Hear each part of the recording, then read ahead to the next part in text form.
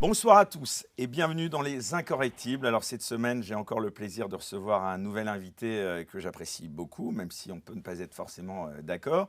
Il est ancien député européen, ancien élu à Marseille, ancien conseiller du ministre de l'Intérieur Jean-Pierre Chevènement.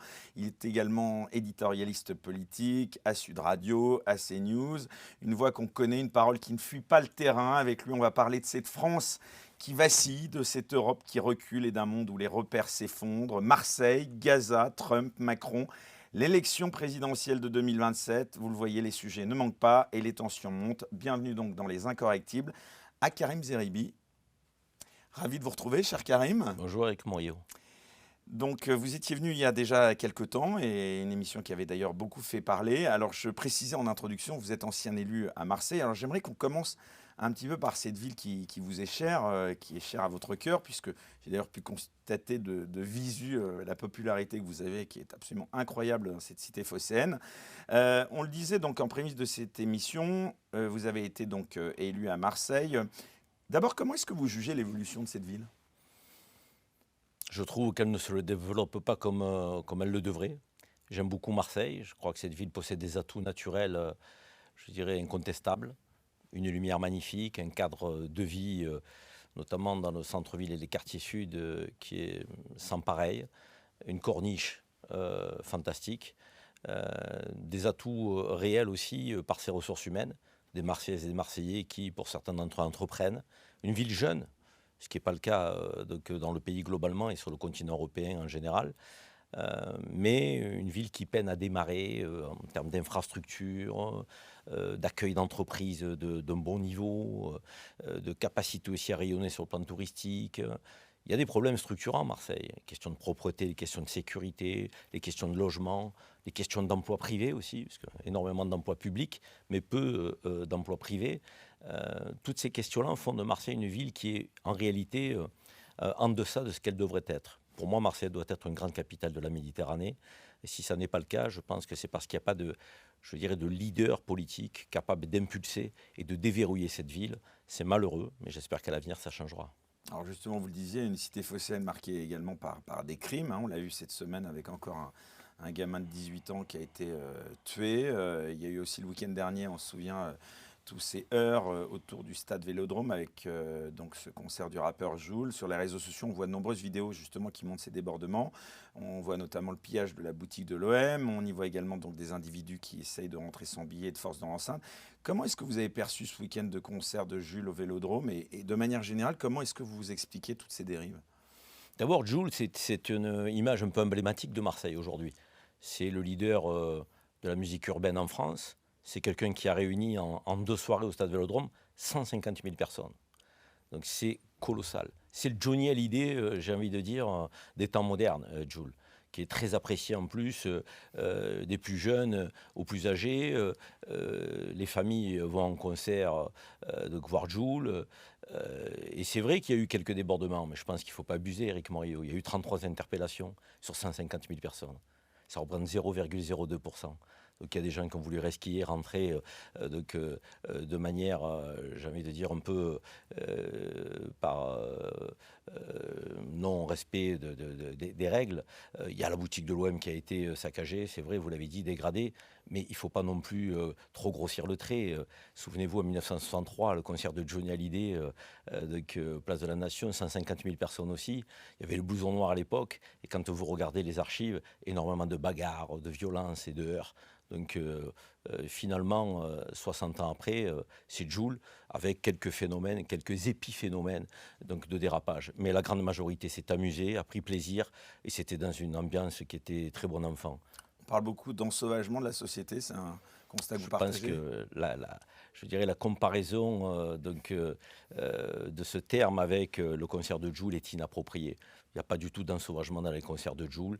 Jul, encore une fois, est une personnalité très populaire, qui a gardé une forme de simplicité, qui dégage une identité Parce qu'une ville marseillaise. n'arrive pas à Donc, sécuriser un concert, vous ne pensez pas qu'il y a un problème ? 32 interpellations, 0,02%. Vous aimez vous arrêter, comme certains, sur ce qui ne va pas, sur le verre à moitié vide, et c'est même pas le verre à moitié vide, la goutte qui fait effectivement que ça n'a pas peut-être été à 100% positif. Mais quand vous avez 150 000 personnes, est-ce qu'on peut éviter qu'il y ait 0,02% de gens qui se comportent mal. 33 interpellations, Éric Morillo. N'en faites pas trop, parce que là aussi, je pense que si on peut porter un regard critique... Marseille est une ville sûre, à vous entendre. On peut porter un regard critique et objectif sur Marseille. Je suis le premier à le faire. Et si vous voulez parler des questions d'insécurité, nous en parlerons. Mais ne confondez pas ça avec Joule, avec ce concert. Non, mais je parlais au-delà, de manière générale, du rapport de l'insécurité à la ville de Marseille, quoi.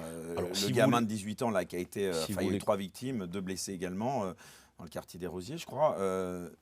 Si vous voulez qu'on en parle, je dirais en décorrélant la question du concert de Joule, je suis prêt à en parler sans aucun problème. Il y a des narcotrafiquants à Marseille qui s'entretuent pour des guerres de territoire avec des gangs qui prospèrent sur le terrain de la drogue. Et c'est dramatique. Ça désocialise des jeunes, de plus en plus jeunes, et puis ça met à mal la tranquillité publique dans les quartiers populaires. Il y a des milliers de personnes qui sont terrorisées à Marseille, dans les quartiers populaires, et qui aimeraient voir la police plus souvent, donc la police républicaine, mais ils aimeraient voir cette police au quotidien. Vous savez, moi, je suis un ancien conseiller du ministre de l'Intérieur, donc moi, je demande la police nationale sur le terrain, et je la demande visible en tenue, donc, et armée comme il se doit pour faire face aux narcotrafiquants.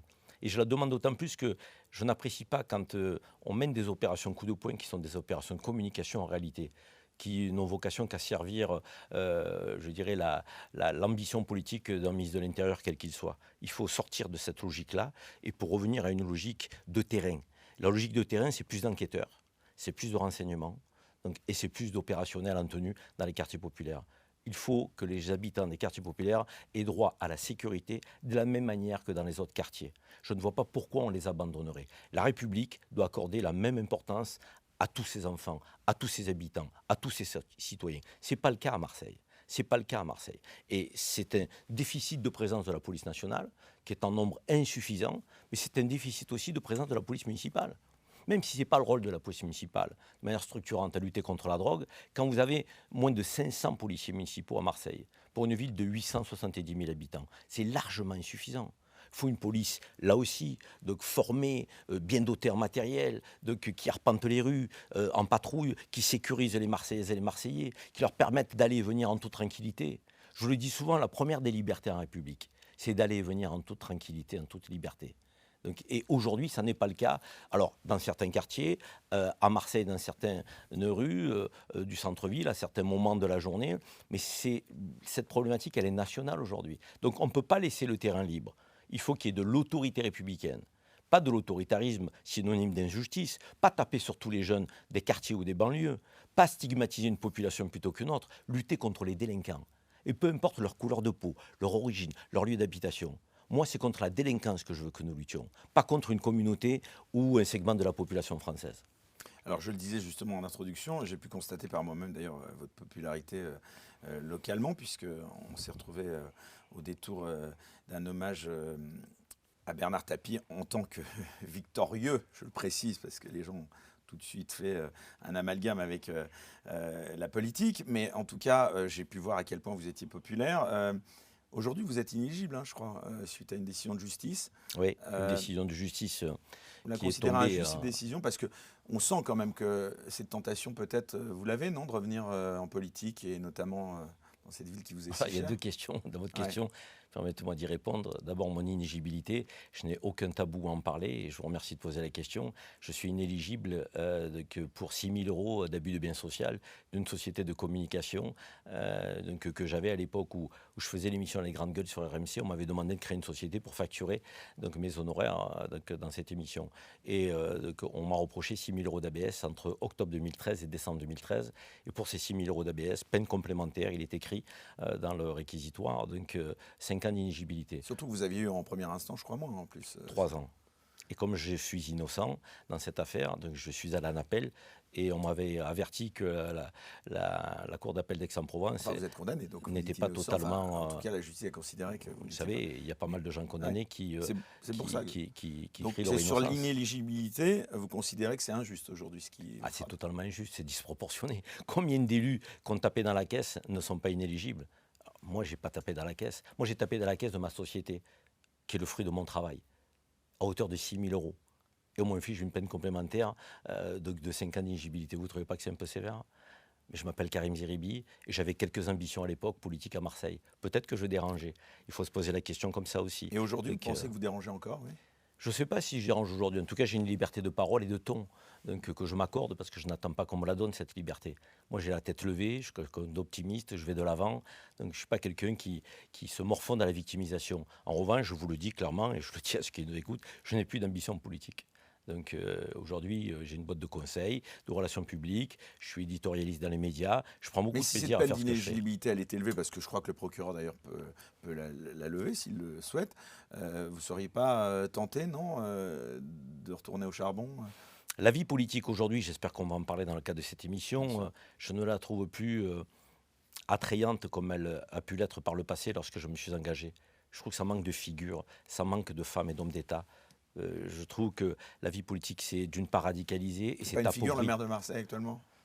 Je trouve que la vie politique s'est appauvrie intellectuellement. Et on ne peut pas faire de la politique tout seul. Donc, il faut créer une dynamique collective. Vous savez, moi, je suis un homme d'idées, de valeurs, de principes. Donc, et j'ai envie de véhiculer ça. Et je peux le véhiculer de plusieurs manières. Politiquement, j'ai été à un moment donné ambitieux, j'ai été parlementaire européen et j'ai eu envie dans ma vie de briguer la mairie de Marseille, je ne vais pas vous dire le contraire. Donc cette envie est passée parce que la vie politique aujourd'hui, à mon avis, elle décline. Les femmes et les hommes politiques ne font plus ce travail intellectuel, philosophique qui est absolument indispensable. Donc ils sont dans une approche populiste, mais au sens petit du terme. Donc ils sont en train d'aller chercher des parts de marché électoral. Moi j'aime quand on rassemble, que ce soit les Marseillais, que ce soit la nation française. Moi je suis quelqu'un qui fédère. Moi je suis un vrai républicain. Moi, j'aime mon pays parce qu'il prône des valeurs dont tout le monde peut s'approprier, je dirais, le contenu, liberté, égalité, fraternité, laïcité. Nous sommes un grand pays. Et si notre pays décline, c'est parce que nous n'avons plus de voix de femmes et d'hommes politiques, de gauche, de droite, du centre, donc, qui à un moment donné vont nous faire vibrer, vont créer une forme d'entraînement de la population et de la nation française. Aujourd'hui, les uns et les autres veulent prospérer et être élus sur la division. Ils pensent qu'en fracturant la société française, en créant des confrontations, voire des haines dans notre nation, donc ils vont gagner. Mais ils ne feront pas gagner la France. Et c'est encore, je dirais, pire lorsque ces gens-là se définissent patriotes.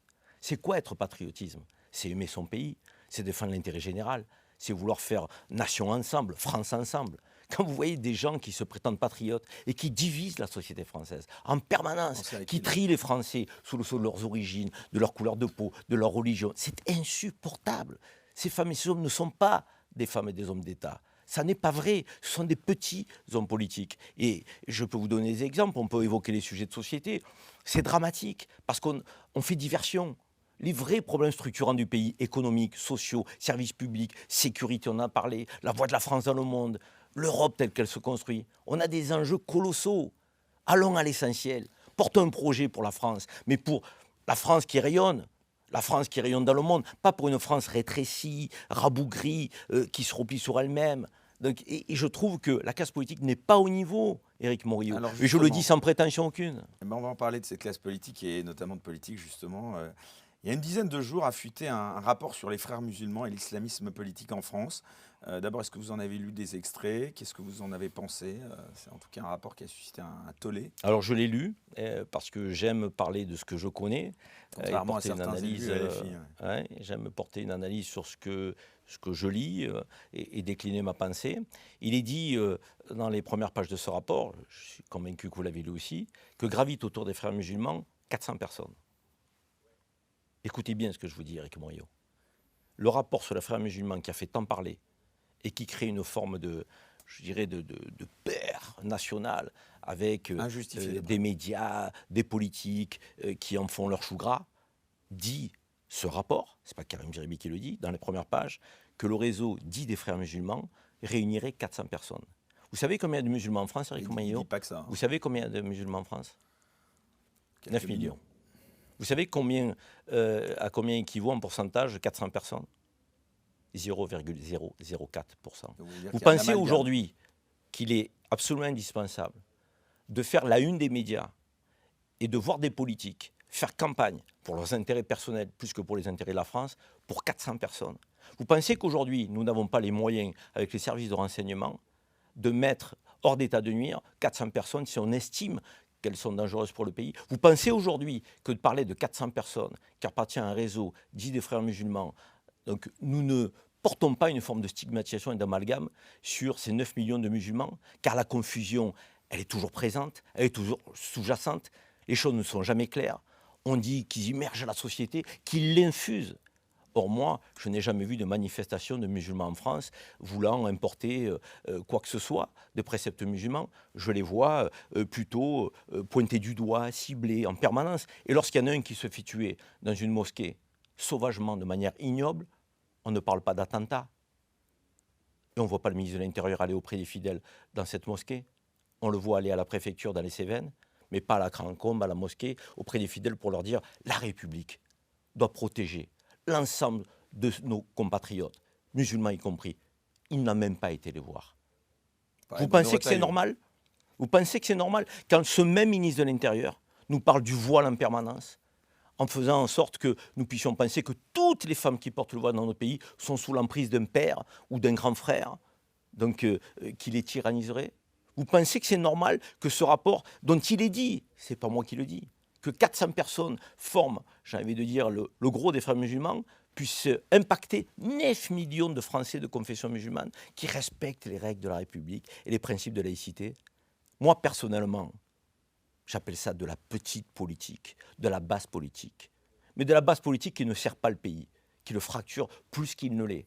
Or, nous avons besoin de tout le contraire. Le rapport, il parle d'un projet politique organisé, structuré, avec des relais dans l'éducation, les mosquées, les associations. Avec 400 personnes. Avec 400 personnes. Vous êtes sérieux, là? Non, mais à un moment, il faut arrêter de nous infantiliser. Je veux dire, moi, je veux qu'on lutte contre l'extrémisme, le fanatisme, et plus encore, contre le terrorisme. Mais sans instrumentaliser les Français. Et sans amalgamer la communauté musulmane. Parce que les premières victimes du terrorisme dans le monde, ce sont les musulmans. Les premières victimes aujourd'hui donc de l'image du terrorisme dans le monde, c'est les musulmans qui la prennent de plein fouet. Les premiers qui sont suspects lorsque un jeune va demander un emploi avec une petite barbe, la fille qui est à l'université brillante, qui a respecté la République toute sa vie, qui porte un foulard, ces gens-là aujourd'hui ne sont pas considérés comme des Français. Ils sont considérés comme des ennemis de la République. Vous trouvez ça normal? Mais vous pensez sérieusement que notre pays, que la grandeur de notre pays, que le rayonnement de notre pays doit se rabaisser à de tels raccourcis, à de tels amalgames? Mais c'est grave. La France est malade aujourd'hui. Elle est malade aujourd'hui de l'absence de femmes et d'hommes politiques qui ne disent pas clairement « Nous allons lutter contre tous les extrémismes, de la même manière. Mais nous ferons en sorte qu'il n'y ait aucune confusion avec l'immense majorité des femmes et des hommes qui pratiquent telle ou telle religion. » Mais c'est toujours les mêmes qui sont pointés du doigt. Et vous savez, vous me connaissez un petit peu, vous voyez dans les médias la parole qui est la mienne.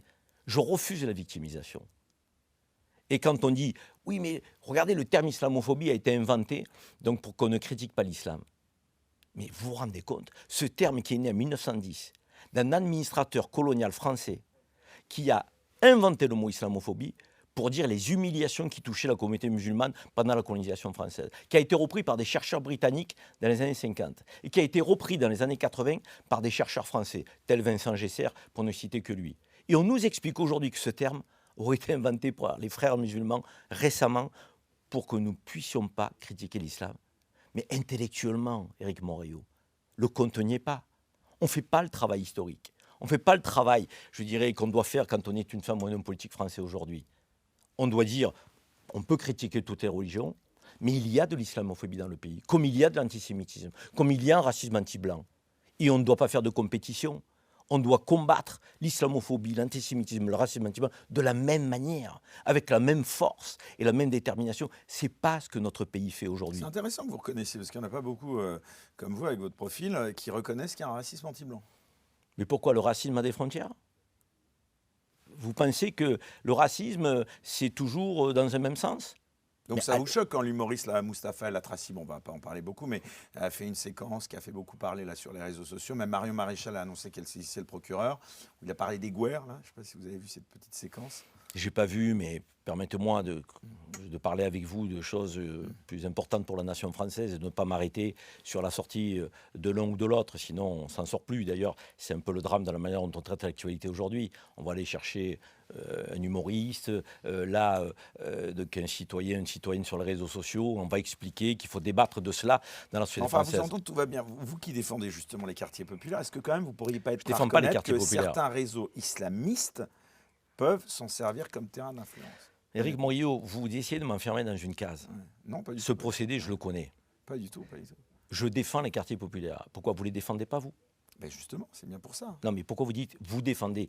Nous Non, mais- devrions tous défendre les quartiers populaires, comme nous devrions tous défendre les Bien Français qui victimes d'insécurité, où qu'ils se trouvent. Comme nous devrions tous défendre la République de la même manière, avec la même force, la même détermination. C'est pas Karim les Zeribi premières qui est défenseur victimes des de ces quartiers réseaux, populaires justement, parce vous qu'il le s'appelle disiez. Karim et qui serait issu des quartiers nord. Ne m'enfermez pas.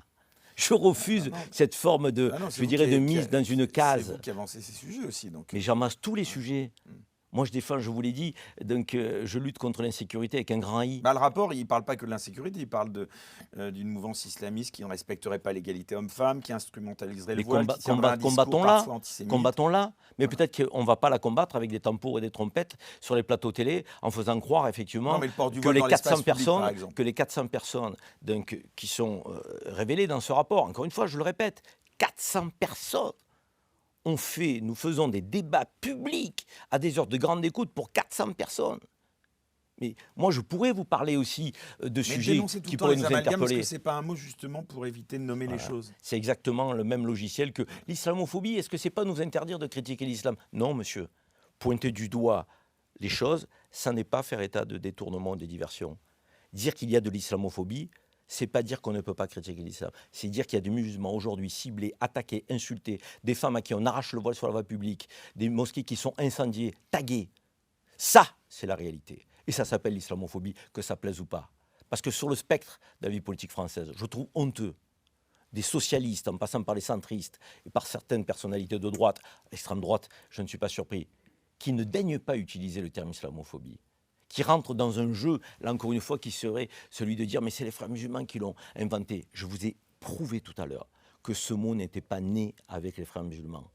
Il est né en 1910 par un administrateur colonial français. D'accord, mais parler Un des peu frères de musulmans travail et d'islam intellectuel radical, et historique. c'est une erreur politique pour vous aujourd'hui. Parler de l'islam radical pour combattre l'islam radical, oui. Le confondre avec les musulmans et l'islam, non, monsieur Morillo. C'est inacceptable.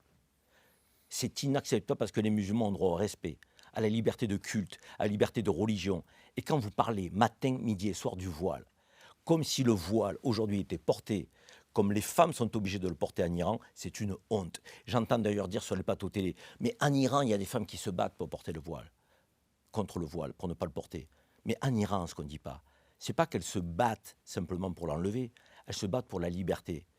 Et lorsque vous avez des femmes iraniennes à qui vous tendez le micro, vous leur dites, est-ce que vous vous battez pour qu'on puisse enlever, que les femmes puissent enlever le voile lorsqu'elles ne souhaitent pas le porter? Elle vous répond, oui, je souhaite aussi me battre pour que celles qui souhaitent le porter puissent le porter.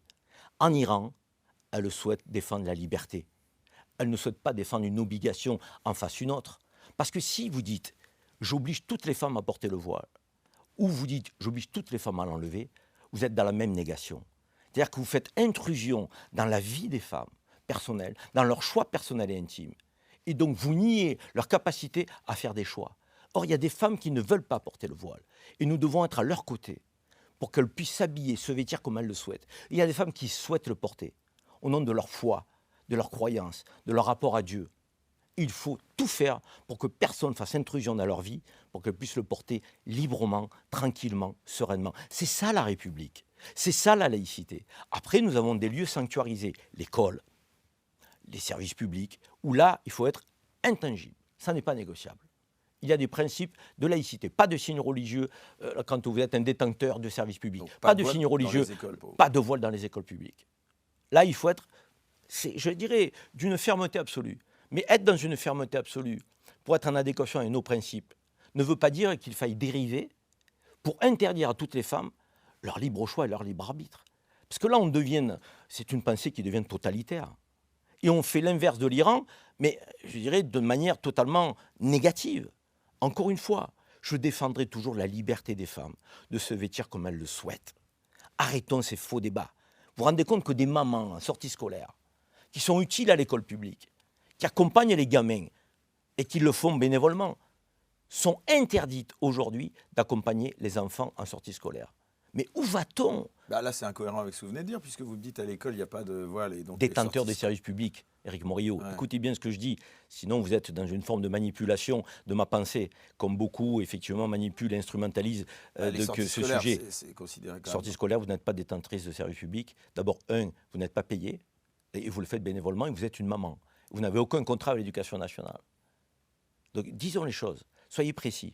C'est important, la précision. Sinon, c'est tout et n'importe quoi. Vous pensez qu'on débat confond public. islam et islam politique, vous, dans ce débat? Je pensais qu'on confond islam et islamisme. Et d'ailleurs, dans les mots du ministre de l'Intérieur, Bruno Retailleau, parfois il dit islamisme, et parfois il dit islamique. Mais c'est grave. La sémantique, les mots ont du sens en République. Islamique, c'est une culture. Et c'est une grande culture, la culture islamique. C'est une culture qui a apporté à l'humanité. Je veux dire, l'astronomie, l'algèbre, la science, c'est la culture islamique. Et puis il y a l'islamisme, qui est un excès, un fanatisme, un extrémisme. Mais confondre les deux signifie quand même qu'il y a des facilités dans le débat qui sont dramatiques et des raccourcis qui sont inacceptables de gens qui sont en responsabilité au plus haut niveau de l'État. Donc rendez-vous compte, le citoyen lambda. Donc la confusion que l'on met dans les esprits.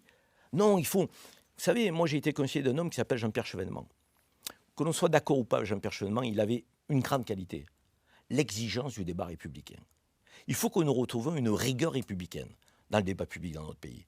Rigueur républicaine qui fait défaut aujourd'hui. Nous n'avons plus de rigueur républicaine. La classe politique n'a plus de culture historique, de culture de contextualisation, de culture intellectuelle. La classe politique vit à travers des punchlines, des raccourcis, des amalgames, une forme de populisme de bas étage, un populisme de caniveau. Tout ça pour être élu dans une vision court-termiste. Mais la France va mal, Éric Morillo. Et quand vous avez un pays qui va mal et que vous aimez votre pays, vous faites tout pour le sortir de l'ornière, mais de manière honnête intellectuellement, pas en instrumentalisant les esprits et les Français. On le voit sur tous les sujets. D'ailleurs, on ne traite jamais les sujets de pouvoir d'achat, de crise, des services publics, de dette. On ne parle que des sujets qui sont des sujets crispants, de tension, et qu'on instrumentalise. Voile matin, midi et soir. Musulmans matin, midi et soir. Frères musulmans matin, midi et soir. Immigration matin, midi et soir. Identité, grand remplacement matin, midi et soir. C'est ça la France en 2025, au XXIe siècle? C'est pas mon pays, ça. Vous ne pensez pas que l'insécurité, c'est le sujet majeur? C'est un des Avant sujets. l'économie. C'est un des sujets. Parce que s'il n'y a pas de sécurité, il n'y a pas d'économie. Et s'il n'y a pas d'économie, il n'y a pas d'apaisement dans la société, il n'y a pas de cohésion nationale. Et il n'y a pas de compétitivité de la France à l'échelle mondiale. Donc il faut marcher sur deux jambes. Et tranquillité publique, et il faut retrouver une forme de, je dirais, d'autorité républicaine, partout et pour tous. Vous avez entendu? Partout et pour tous. Pas que dans les quartiers populaires, partout et pour tous.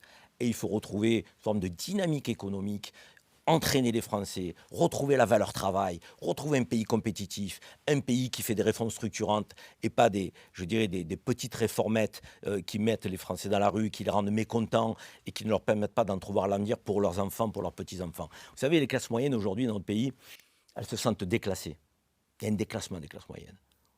Pour les classes moyennes, on vit moins bien aujourd'hui qu'on ne vivait il y a 25 ans. Et les classes populaires s'affaiblissent aussi. Ça, c'est une vraie question.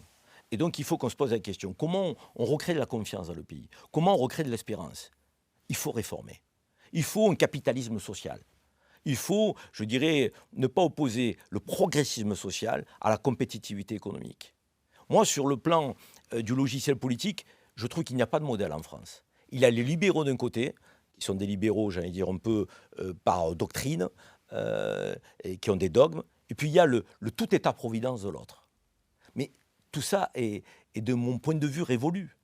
Il faut arriver à faire en sorte que l'État soit là pour les plus faibles et que nous ayons des mécanismes de solidarité. Pas d'aumône, de solidarité.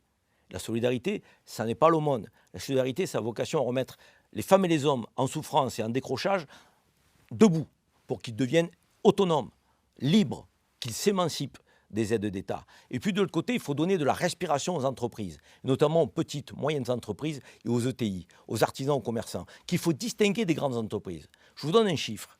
Vous avez aujourd'hui 200 milliards d'aide publique aux entreprises dans notre pays. On cherche de l'argent. Il y a 55 à 60 milliards de ces 200 milliards qui sont attribués aux grandes entreprises internationales, qui n'ont pas besoin de ces allègements et qui ont déjà des fiscalistes, des juristes pour leur permettre de payer très peu d'impôts. Donc il faut faire en sorte de distinguer ces grandes entreprises de l'immense partie des autres entreprises qui sont des TPE, des PME. Moi, par exemple, je soutiens les TPE, les PME, les ETI, les artisans, les commerçants de notre pays. Ils paient trop de charges. Ils sont trop imposés. On leur met le pied sur la tête. Il faut leur donner de la respiration. Ces gens-là payeront mieux si on leur dit on baisse les charges. Il faut une contrepartie contractualisée. Vous payez mieux vos salariés. Et vous investissez dans votre outil de production, dans votre entreprise. Parce que l'État aujourd'hui n'a pas à les ponctionner à ces entreprises quand on a un État suradministré avec des agences qui ne servent à rien et nous finançons des choses qui ne sont pas efficaces pour le pays. Donc moi j'aimerais voir les femmes et les hommes politiques plutôt que de nous parler d'un rapport qui concerne 400 personnes, de voile matin, midi et soir, d'immigration, d'identité, de grand remplacement. J'aimerais qu'on se concentre sur ça. Et vous savez pourquoi ? Parce que si on se concentre sur ça, que les Français gagnent mieux à la fin du mois, vivent mieux, que le pays est plus compétitif, que nous rayonnions plus que nous le faisons sur le plan économique et social, avec des mécanismes plus vertueux, la cohésion nationale sera plus forte. On cherchera moins le bouc émissaire, on cherchera moins le fautif. Parce que si vous voulez qu'on parle d'immigration, on peut en parler. Alors, on va parler d'immigration, mais avant cela, j'aimerais qu'on parle un petit peu de rapport quand même diplomatique de la France avec certains pays, notamment l'Algérie. Comment est-ce que vous voyez aujourd'hui la colère de certains Français qui voient que la France se fait malmener diplomatiquement par l'Algérie ? J'aimerais bien avoir votre ressenti là-dessus. Je vais le dire à tous ceux qui nous écoutent. La diaspora algérienne, c'est une des plus anciennes en France. Et c'est une des moins organisées. Toutes les autres diasporas se sont organisées depuis des années, avec des clubs, des conseils, des associations. Vous avez le CRIF, le Conseil représentatif des institutions juives de France. Tout le gouvernement va au dîner du CRIF chaque année.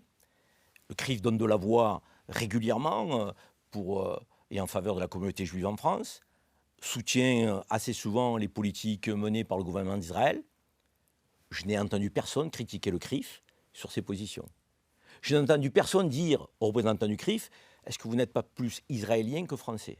Je n'ai entendu personne dire à Meir Habib, ancien député, qui critiquait la France quand elle prenait des positions sur la scène diplomatique contre le gouvernement d'Israël. Je n'ai entendu personne dire à Meir Habib, mais Meir Habib, vous critiquez la France, votre pays, et vous défendez Netanyahou comme si vous étiez son conseiller ou comme si vous étiez un député de la Knesset. Je n'ai jamais entendu. Je n'ai jamais entendu en son temps les médias ou les observateurs critiquer Patrick Devedjian, paix à son âme, qui était un fervent défenseur de l'Arménie.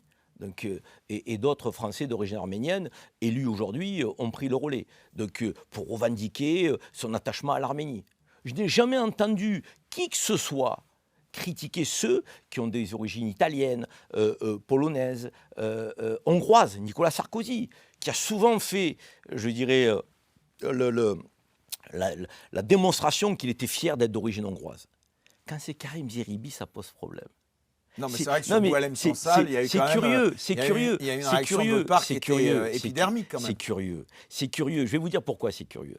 Parce qu'en fait, ce qu'on reproche à la diaspora algérienne, on ne le reproche pas aux autres diasporas. Ce qu'on reproche à Karim Zeribi, on ne le reproche pas à Meir Habib. Ce qu'on reproche donc, à la diaspora algérienne, qui est fière d'être française et fière de ses origines algériennes, on ne le reproche pas aux autres diasporas. Vous avez un problème avec l'Algérie ? Je vous pose une question. Ah non, mais c'est pas moi qui suis au centre du sujet. Moi, quand je dis que vous avez un problème, c'est tous ces observateurs qui focalisent, qui ont des obsessions sur la diaspora algérienne. Non, j'ai aucun problème, mais en tant que citoyen là-dessus français, là, avant de parler des origines, moi aussi j'ai des origines italiennes, ça va peut-être vous surprendre. Vous pourriez les mettre en avant, on ne vous dirait rien. Quand c'est un Français d'origine algérienne, il est suspect. Non, mais quand vous trouvez ça normal, vous ? Quand il y a des EQTF qu'on nous renvoie, pardon, là en tant que Français, moi ça me choque. Ça ne vous choque pas, vous ? Alors je vais vous dire, on va parler des EQTF. L'Algérie, aujourd'hui, en pourcentage, renvoie et accueille un nombre d'OQTF aussi important que le Maroc et la Tunisie. On ne parle que de l'Algérie. Pourquoi ? Le Mali accueille moins d'OQTF que l'Algérie n'en accueille. On ne parle jamais du Mali. Pourquoi ? Quand je vous dis ça, vous me répondez quoi ? Non, bah, Vous êtes me surpris l'apprenez. ou vous n'êtes pas Je surpris? suis surpris parce qu'en effet, Vous êtes je n'ai pas surpris. connaissance Vous êtes de surpris. Vous êtes ces surpris. chiffres. Et quand je vous dis que on défend Boualem Sansal, je souhaite sa libération. Je l'ai dit et je le redis. Hein. Mais quand on parle de Boualem Sansal, là aussi, en permanence, de manière récurrente, vous savez qu'il y a 1600 Français détenus à l'étranger. Il y en a certains qui ont fait des crimes, qui ont fait des viols, qui ont fait de la drogue. Mais il y en a certains, ils sont enfermés de manière scandaleuse. Théo Clair, 32 ans, enfermé en Azerbaïdjan, en septembre 2024. 3 ans de prison pour un graffiti dans le métro. Il a 32 ans, Théo Clair. C'est votre compatriote, c'est le mien. C'est aussi celui de Bruno Retailleau. Je pense qu'il l'a oublié. Vous avez entendu Bruno Retailleau parler de Théo Clair? Vous avez entendu parler les autorités françaises parler de Théo Clair dans les médias? Théo Clair est moins important que Boualem Sansal. Théo Clair est français ou il ne l'est pas? Théo Clair, on le défend ou on ne le défend pas? Pourquoi on ne donne pas de la voix pour Théo Clair? Pourquoi on donne de la voix pour Boualem Sansal? Vous savez qu'on a des Français enfermés en Iran aujourd'hui? Vous savez qu'on a des Français Et donc, vous avez enfermés... accès, je crois qu'il n'y avait pas accès à ces statistiques, moi, je suis un peu surpris. Elles sont publiques. D'accord. Elles sont publiques. Il suffit de faire un petit travail de recherche et de vouloir que nous portions à un moment donné la voix de la France, non pas à géométrie variable, mais de manière, je dirais, juste, à égalité de traitement de tous les Donc Français. ça vous choque quand Bruno Retailleau souhaite rétablir, je le cite, un vrai rapport de force avec l'Algérie? Mais ça veut dire quoi un rapport de force? Moi, ça me choque quand Bruno Retailleau prend la place de Jean-Noël Barrot, qui est ministre des Affaires étrangères. Ça me choque quand Bruno Retailleau, qui est ministre de l'Intérieur, parle plus de l'Intérieur. Ça me choque. Ça me choque quand Bruno Retailleau, ministre de l'Intérieur, parle plus de l'Algérie que de l'insécurité qu'il doit combattre dans notre pays. Et vous avez attaqué en me disant, vous ne pensez pas que l'insécurité est le problème numéro 1? Et je vous réponds, et vous ne pensez pas que Bruno Retailleau devrait s'attaquer à ça? Non, mais vous me parlez du Maroc et d'autres pays. Bon, ok, mais ça n'empêche pas qu'il y a un problème, alors dans ce cas, malgré tout. Et pourquoi on n'en parle pas? Et pourquoi on ne parle que de l'Algérie? Pourquoi on fait une fixation, une obsession sur l'Algérie? Vous n'avez pas de réponse. Et c'est ça qui me chagrine. Parce que quand on est objectif... Mais je vous parle plus largement, moi, pas que de l'Algérie. Comment est-ce que vous expliquez qu'un pays qui refuse de reprendre ses ressortissants sous EQTF continue à recevoir des aides de la France, que ce soit l'Algérie, peut-être, ou le Maroc? Essayez d'être juste. Essayez d'être juste et d'être objectif. Vous avez le sentiment qu'il y a une focalisation sur l'Algérie? Si vous êtes juste et objectif, vous arrêtez les fake news, vous arrêtez de les relayer. Je sais que vous êtes un journaliste. Et le travail d'un journaliste, l'éthique du journalisme, c'est de ne pas relayer des fake news. C'est faire de l'information et de ne pas relayer des opinions quand celles-ci ne sont pas fondées. Il n'y a pas d'aide au développement pour l'Algérie. Il n'y a pas d'aide au développement pour l'Algérie. L'aide au développement concerne les institutions françaises en Algérie. L'aide au développement concerne les universités françaises qui accueillent des étudiants algériens. L'aide au développement, en aucun cas, elle ne sert l'Algérie à se développer. Si vous voulez qu'on parle de l'Algérie, on peut en parler. C'est un pays qui n'a pas de dette. C'est le 7e producteur de pétrole, de gaz. C'est le 17e producteur de pétrole au monde. C'est le pays qui a 2 millions d'universitaires, qui a 98% de sa population scolarisée à l'école élémentaire. C'est le plus grand pays d'Afrique en superficie et le 10e plus grand pays au monde. C'est la 24e puissance militaire. Vous voulez qu'on fasse des comparaisons? 75% de la population algérienne a moins de 35 ans. Et Éric Morillo, 10% du gaz français est du gaz qui provient d'Algérie. 27% du gaz européen, du gaz qui provient d'Algérie. On a 11 milliards d'échanges entre la France et l'Algérie. On en a 21 milliards entre l'Italie et l'Algérie. Alors que nous, Français, nous étions le premier partenaire commercial. On est relayé derrière aujourd'hui. 21 milliards Italie, Algérie. 11 milliards France, Algérie. Alors que nous étions le premier partenaire commercial. Quand vous écoutez Michel Bizac, qui est le président des entreprises françaises installées en Algérie. Ça fait 19 ans que Michel Bizac est en Algérie. Il est le directeur général d'une société qui s'appelle Les Pages Maghreb. Michel Bizac dit stop, arrêtez de nous parler de 0,5% d'OQTF. Quand nous avons autant d'enjeux avec l'Algérie, quand on aime la France, on ne crée pas des tensions superficielles. On essaie de régler les problèmes intelligemment, par les voies de la diplomatie. Donc les relations entre Paris et Alger, vous pensez qu'elles peuvent se normaliser dans les prochains mois? On a atteint un point de non-retour. Oui, elles peuvent se normaliser, à une condition, que le président de la République reprenne la main, que le ministre des Affaires étrangères reprenne la main, vous nomme peut-être médiateur, que la voie de la diplomatie reprenne la main, et qu'on arrête d'instrumentaliser la relation à des fins politiques. Mais moi, Demain, Emmanuel Macron vous disait, Karim Zeribi, est-ce que vous pouvez nous aider pour normaliser ces rapports? Moi, je suis un ancien parlementaire européen. Moi, je suis français, d'origine algérienne. Moi, je veux créer des ponts quand certains veulent élever des murs. Si on me dit, Karim Zeribi, vous étiez membre de la Commission des Affaires étrangères au Parlement européen, on voudrait effectivement que vous soyez celui qui va essayer de réchauffer la relation avec d'autres, est-ce que je jouerai ce rôle? Mais pour l'Algérie et pour la France, je le jouerai. Pour la France et pour l'Algérie, je le jouerai. Je suis en cohérence avec ce que je suis, avec ce que je fais. Quand la diaspora algérienne se réunit en France, ce n'est pas pour crier sa haine ou sa rancœur de la France. C'est pour dire que nous sommes fiers d'être français et fiers d'être d'origine algérienne. C'est pas beau ce message? Il n'est pas fort ce message dans le contexte? Il est plus important aujourd'hui de dire que nous sommes attachés au réchauffement, à l'apaisement de ces deux nations, plutôt que de dire que l'Algérie, c'est un régime, c'est un État voyou, qu'on va mettre en place un rapport de force. Mais de quoi parle-t-on? Il faut arrêter avec cette sémantique insupportable. L'Algérie, ça n'est plus un département français. C'est une grande nation indépendante, avec qui les États-Unis travaillent, la Russie travaille, l'Italie travaille, l'Allemagne travaille. Mais c'est quoi l'influence? Il faut parler de respect, il ne faut pas parler d'influence. On n'attend pas une influence au profit d'acteurs comme la Russie, la Chine ou la Turquie. On n'attend pas que la France ait de l'influence. On attend que la France occupe la place qu'elle doit occuper en tant que grand pays de l'Union européenne, avec une diaspora algérienne composée de 4 à 5 millions de personnes en France.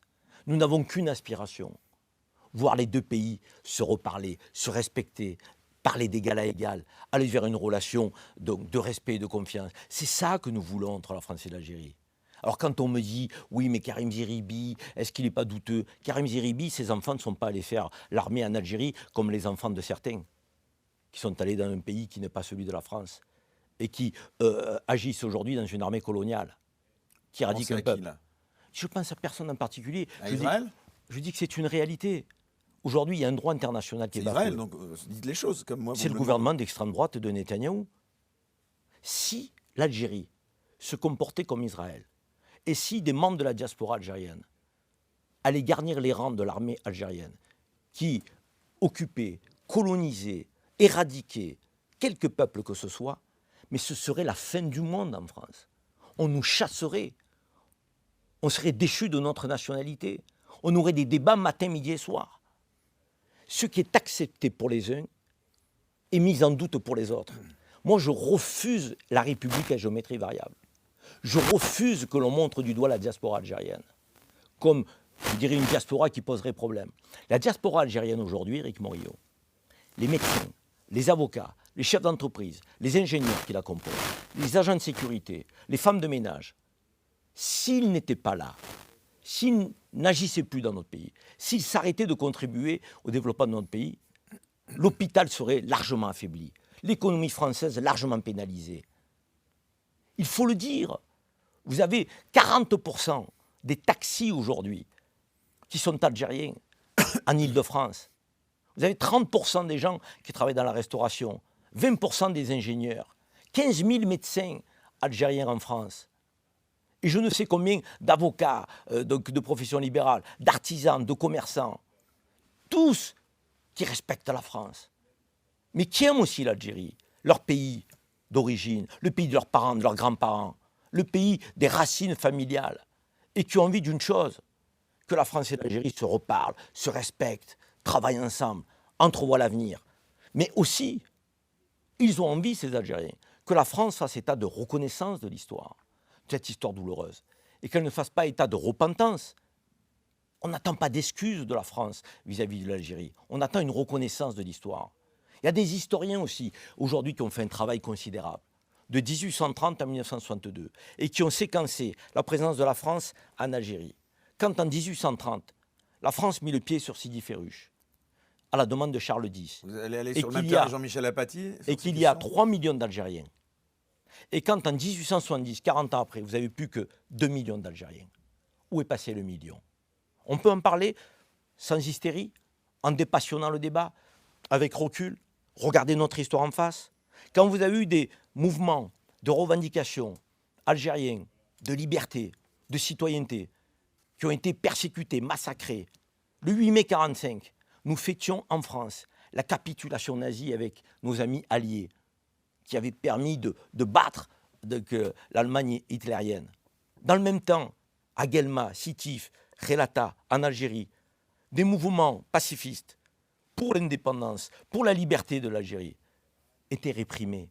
Des milliers d'Algériens tués. Le 8 mai 1945, en France, nous fêtions la liberté. En Algérie, on l'a refusée. C'est ça l'histoire de la République française. Et on doit en parler, la regarder en face. On ne nous l'a pas appris à l'école, à nous tous, enfants de la République française. On a nié cette partie de l'histoire en pensant que si on condamnait la colonisation, on allait condamner les pieds noirs. Mais foutaise, il y a des pieds noirs qui vivaient bien avec les Algériens, qui se respectaient, qui s'appréciaient, qui étaient même en fraternité. Mais il y avait des colons qui maltraitaient les Algériens, sous le code de l'indigénat, qui les traitaient de manière scandaleuse. Et on avait un gouvernement français, colonial. Et il faut le dire, parce que la République, c'est la République des Lumières, le pays des droits de l'homme et du citoyen, la Révolution de 1789. Et c'est pas en adéquation, ça, avec la colonisation. On peut comparer au régime nazi, comme le faisait à un moment donné Jean-Michel Apathy sur RTL. Mais tout est bon. La question n'est pas de comparer, la question est de citer, de dire la réalité de l'histoire. Quand il y a eu des enfumades en Algérie, où vous enfermiez des femmes, des enfants, des vieillards dans des grottes, et que vous vous empêchiez de sortir, et que vous mettiez le feu pour les étouffer, c'est la France qui a fait ça. C'est la France qui a fait ça. Quand vous avez massacré des villages, violé des femmes, donc tué des enfants, quand vous avez, jamais de dire, massacré, exproprié des hectares et des hectares d'Algériens pour les occuper, dévaster des villages, massacrer des populations, refuser la citoyenneté au moment du décret Crémieux, où on a accepté la citoyenneté française pour les juifs, on l'a refusé pour les musulmans, donc algériens qui étaient chez eux, des autochtones. C'est l'histoire. On ne peut pas le nier. Des historiens français, algériens l'ont compté, l'histoire. Appuyons-nous en 2025, au XXIe siècle, sur cette histoire. Non pas pour s'autoflageller, parce que la France d'aujourd'hui, ce n'est pas la France d'hier. Et tous les Français ne sont pas comptables de la colonisation. Et donc, il faut dire l'histoire. Et si on reconnaissait la globalité de l'histoire entre la France et l'Algérie, encore une fois, non pas en s'excusant, en ne faisant pas état de repentance, mais en reconnaissant l'histoire, en le regardant en face. La République, aujourd'hui, a un idéal. Cet idéal a été bafoué en Algérie. Les 132 ans de colonisation ont été portés par un régime colonial ignoble, qui a humilié, massacré, bafoué le droit aux Algériens à l'indépendance, à l'autodétermination. Il faut le dire. Larbi Ben Midi, qui est un grand résistant algérien, on nous a dit qu'il s'était suicidé, interrogé par les forces françaises coloniales, et notamment Ossarès, général Ossarès. Emmanuel Macron a reconnu récemment que finalement, les archives ne disaient pas qu'il s'était suicidé, qu'il était mort sous la torture. Pourquoi autant de temps à sortir les archives? Pourquoi autant de temps à regarder l'histoire en face? Larbi Ben Midi disait au congrès de la Soumam en Algérie, en Kabylie, le 20 août 1956, à tous ses compagnons qui voulaient l'indépendance de l'Algérie, si nous obtenons l'indépendance de l'Algérie, le français n'est pas le problème. Le problème, c'est le colon. Nous chasserons les colons. Les Français qui voudront rester, resteront. Mais l'État sera algérien, gouverné par les Algériens. Il y aura des institutions algériennes. Et notre peuple sera libre. C'est ça, la réalité de l'histoire. Et moi, je crois que nous aurions intérêt à reconnaître l'histoire et à nous projeter devant, en utilisant la diaspora tel un pont pour réchauffer les relations, pour faire du business entre la France et l'Algérie. Quand vous avez l'Italie qui fait 21 milliards d'échanges entre l'Italie et l'Algérie et la France 11 milliards, ça me fait mal au cœur. Je suis français. Je veux défendre les entreprises françaises. Et je veux que les entreprises algériennes puissent faire du business, créer des relations de confiance avec les entreprises françaises. Mais pour cela, il ne faut plus que Bruno Retailleau ouvre la bouche. Il faut que Bruno Retailleau lutte contre l'insécurité en France. Il faut que Jean-Noël Barrot... C'est Bruno Retailleau le problème, d'après vous? Aujourd'hui, oui. Dans la relation France-Algérie, il est allé trop loin. Dans la relation France-Algérie, il a manqué de respect à l'Algérie.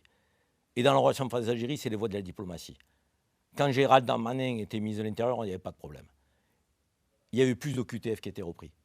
Parce que Gérald Darmanin avait compris comment il fallait se comporter avec l'Algérie, la Tunisie et le Maroc. Il avait fait le tour des pays du Maghreb, il est allé discuter avec les autorités et il leur avait demandé effectivement de faire un effort. Et d'ailleurs, Gérald Darmanin, dans une interview, dans un podcast sous la forme qui est la vôtre aujourd'hui, a dit, je ne sais pas si vous l'avez vu, il faut le dire quand on lui a dit, mais est-ce que la France reprend toutes les personnes qui sont expulsées dans le monde et Gérald Darmanin a dit avec beaucoup d'honnêteté, on n'a pas tous envie de les reprendre.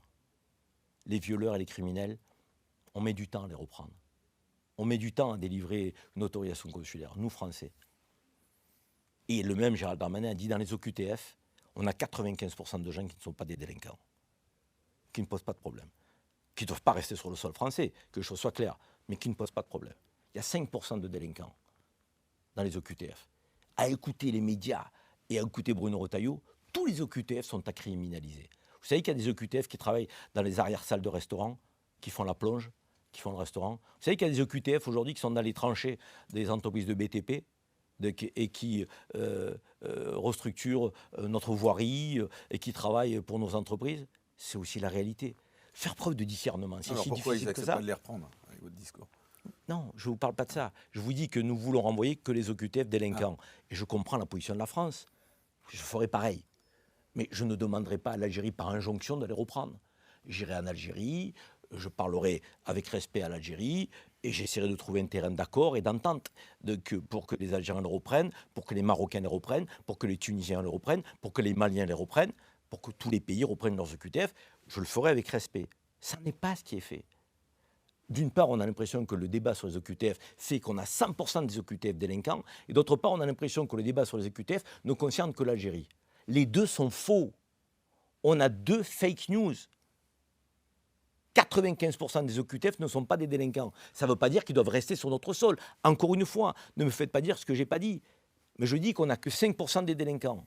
Quand on entend Bruno Retailleau, on a l'impression que 100% des OQTF posent problème. Ou certains médias.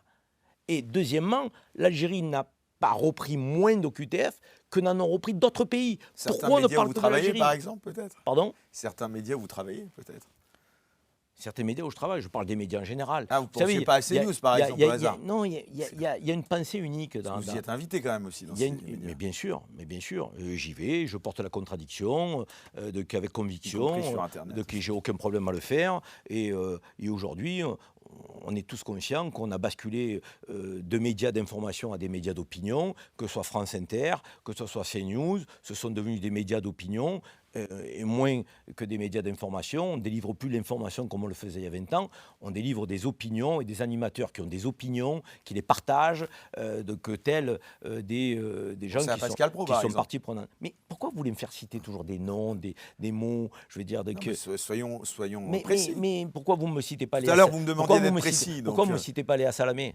Ah ben, je peux tout à fait. Alors, bon, je suis en train de vous dire que dans le spectre... On va en parler d'ailleurs, Léa Salamé. Je suis en train de vous dire... Écoutez bien, je suis en train de vous dire que dans le spectre des médias français aujourd'hui, nous avons de plus en plus de médias d'opinion par rapport aux médias d'information que nous avions par le passé.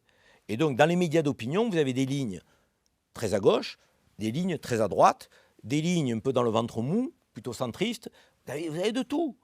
Mais la réalité, c'est qu'aujourd'hui, le média est identifié à une ligne éditoriale. Alors parlons-en, parce qu'on va justement, évidemment, parler de Gaza aussi. Léa Salamé, justement, enfin, c'était pas forcément par elle que je voulais introduire le sujet, mais vous avez suivi un petit peu cette polémique suite à ces propos d'Ardisson qui avait comparé ce qui se passait à Gaza avec Auschwitz, et puis il y a eu un lendemain des excuses auprès de la communauté juive. Léa Salamé, elle aussi, s'en est émue.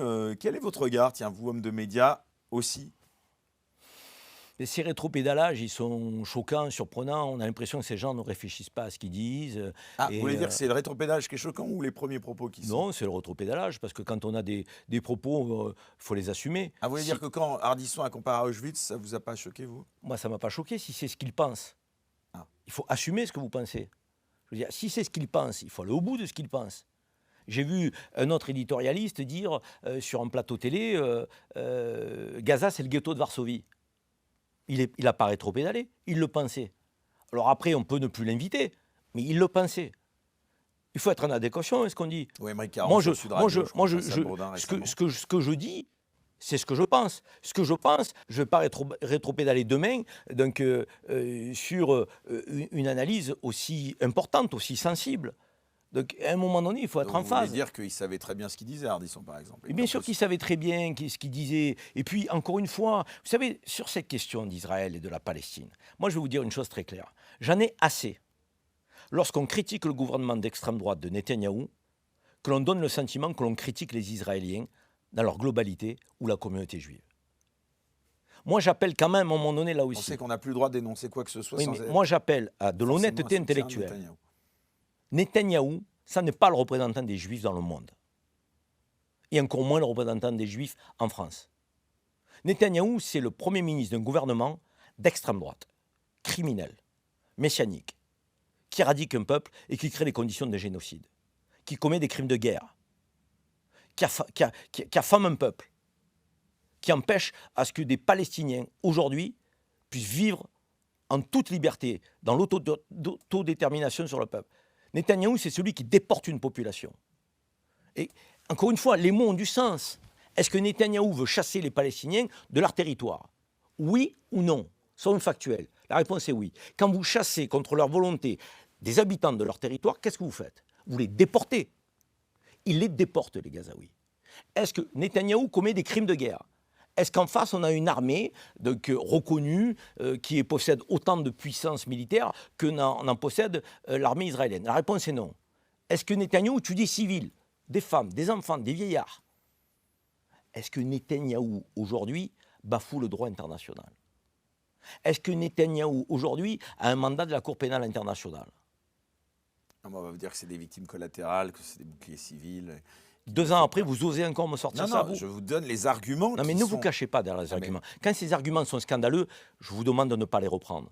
Parce que quelque part, vous faites le porte-voix, je dirais, d'arguments qui sont il y a un vrai débat, pardon, intellectuellement aujourd'hui, il y a un vrai débat, mais non, ça il veut n'y a pas plus de dire débat. que Intellectuellement, ce débat est terminé. Donc c'est un génocide pour vous, sans aucune discussion possible. Mais écoutez ce que disent aujourd'hui des experts. Écoutez ce que disent des voix juives. Elie Barnavi, Ouais. l'ancien ambassadeur de France en Israël, qui dit qu'il y a un gouvernement qui veut commettre un génocide et qui le dit et qui l'annonce. Il est antisémite, l'ancien ambassadeur d'Israël en France? Ehud Olmer, ancien Premier ministre israélien, qui dit que ce que fait aujourd'hui Israël est totalement scandaleux, aux antipodes des valeurs qui doivent guider la nation israélienne. Quand vous avez des milliers d'Israéliens qui manifestent tous les jours pour dire stop, ils veulent la libération des otages, mais ils veulent aussi que ce massacre s'arrête. C'est concomitant. Mais Netanyahou et son gouvernement n'en ont que faire des otages, n'en ont que faire du droit international, n'en ont que faire des civils palestiniens. Arrêtons de cette naïveté, cette fausse naïveté. Et quand j'entends le président de la République qui veut reconnaître l'État palestinien à la fin du mois de juin, mais qu'attend-on pour reconnaître? On a besoin d'une grande conférence internationale. On a besoin d'une grande conférence internationale pour taper à la table du Conseil de sécurité des Nations Unies, pour porter une résolution qui demande la mise en place d'une force d'interposition à la frontière entre Israël et la Palestine, pour faire entrer l'aide humanitaire, pour protéger les civils palestiniens. On a besoin de quoi? On a besoin d'une volonté politique, on a besoin de courage, on a besoin que la France redevienne la France et entraîne au Conseil de sécurité et que les masques tombent.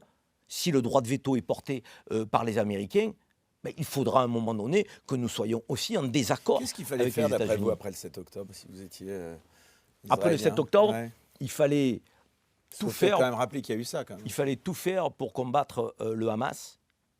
Et comment? Et seulement et simplement le Hamas. Et comment? Et pas les Palestiniens. Quand ils ont voulu tuer Nasrallah, ils l'ont fait ou l'ont pas fait? Ils ont éradiqué les Libanais ou ils ont tué Nasrallah de manière ciblée? Vous savez, l'armée israélienne, quand elle veut tuer quelqu'un de manière ciblée, elle sait le faire. Quand elle veut éradiquer un peuple, elle sait le faire aussi. Et là, le choix a été fait. Ce n'est pas de tuer les dirigeants du Hamas de manière ciblée, c'est d'éradiquer un peuple. Le Hamas est le prétexte. Le 7 octobre est une horreur absolue. Et je l'ai dit. J'ai compati à la douleur des civils israéliens. J'ai dit qu'on ne s'attaquait pas aux civils. J'ai dit qu'il fallait aujourd'hui remettre en cause... Vous les qualifiez de terroristes, on est question. d'accord, le Hamas. C'est un acte terroriste, tout à fait. Je l'ai dit, je l'ai redit. On me l'a fait redire 100 fois.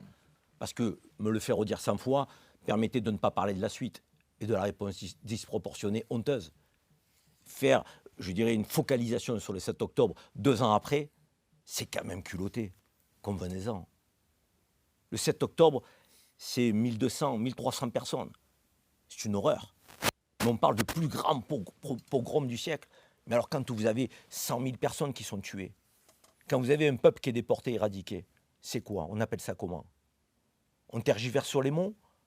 On ne parle pas d'éradication, on ne parle pas de déportation, on ne parle pas de génocide. Il y a des mots interdits.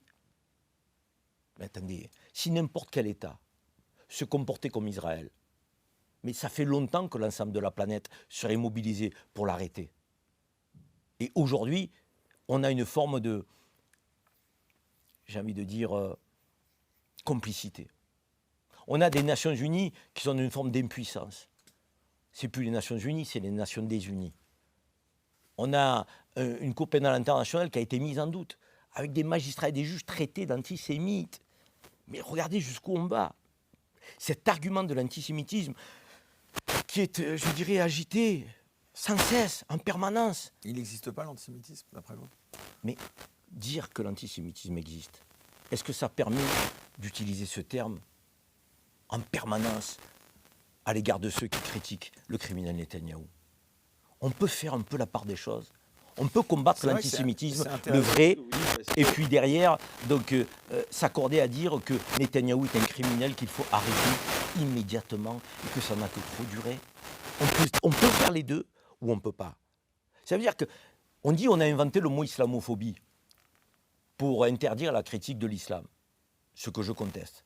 Mais je suis en train de me rendre compte qu'on utilise le mot antisémite pour interdire donc, l'accusation au gouvernement d'extrême droite criminelle de Netanyahou. C'est le parallélisme, à un moment donné, des stratégies. Ce qu'on reproche aux uns, on l'utilise à ses dépens donc pour interdire le débat. C'est insupportable. C'est tout simplement insupportable. Moi, je suis scandalisé, comme beaucoup, parce que le droit international est bafoué, parce qu'on est en train de vivre la fin des Nations Unies. Il va falloir repartir sur, je dirais, une autre instance. Les 5 membres permanents du Conseil de sécurité ne sont plus légitimes. Donc, on a des gens, en fait, qui statuent sur un droit international qui est bon pour les autres, mais qui n'est pas bon pour eux. C'est là où ça ne peut pas fonctionner. On veut faire appliquer le droit international, je veux dire, à l'égard de certains pays, pour certaines nations. L'aliénation à la géométrie variable, quoi. Mais c'est tellement énorme. Bien sûr que c'est à géométrie variable. Et ce droit international à géométrie variable, il sonne la fin des Nations Unies. Ça ne peut plus durer. On a eu la fin de la Société des Nations en 1945, on a enchaîné sur les Nations Unies. On va avoir, avec Gaza, certainement la fin des Nations Unies pour enclencher sur autre chose, avec plus de place pour les pays du Sud global, plus de place pour les pays du continent africain, plus de place pour les pays qui n'ont pas de voix aujourd'hui, à l'évidence. On est dans, je dirais, un monde qui est instable, qui est le monde du chaos, le monde des injustices. Voilà ce que prônent aujourd'hui les instances internationales. Et les grandes puissances, notamment occidentales, sont porteuses de cette instabilité. Alors justement, ça nous amène à revenir comme ça à ce qui se passe aussi dans le pays. C'est que ce qui se passe à Gaza, on le voit bien, ça a été importé aussi en France, de facto. Alors, quand vous voyez des députés de la République, soit députés évidemment au Parlement européen, en l'occurrence, je pense à Rima Hassan, en France, à Émeric Caron ou à d'autres qui brandissent des drapeaux, est-ce que vous pensez qu'ils sont dans leur rôle? Vous qui avez été député européen, est-ce que là, sur par exemple l'interventionnisme de Rima Hassan sur ces questions-là, vous trouvez que c'est normal? Il y en a... Mais si vous regardez les interventions de Rima Hassan et celles de Meir Habib, vous les mettez sur un... Oui, mais je les mets exactement à mes niveaux. Il y en a un qui est d'origine israélienne, qui est binational, dont la voix donne le sentiment d'être la voix de Netanyahou, plus que celle d'un député. Oui, mais celle qui l'a remplacé, c'est exactement la même chose. Donc, non, attendez, dans la communauté juive, il y a des gens fantastiques. Il y a des voix magnifiques. Et je les cite, Ronnie Broman, Michel Siboni, je vous ai cité Elie Barnavi, on pourrait en citer, mais plein.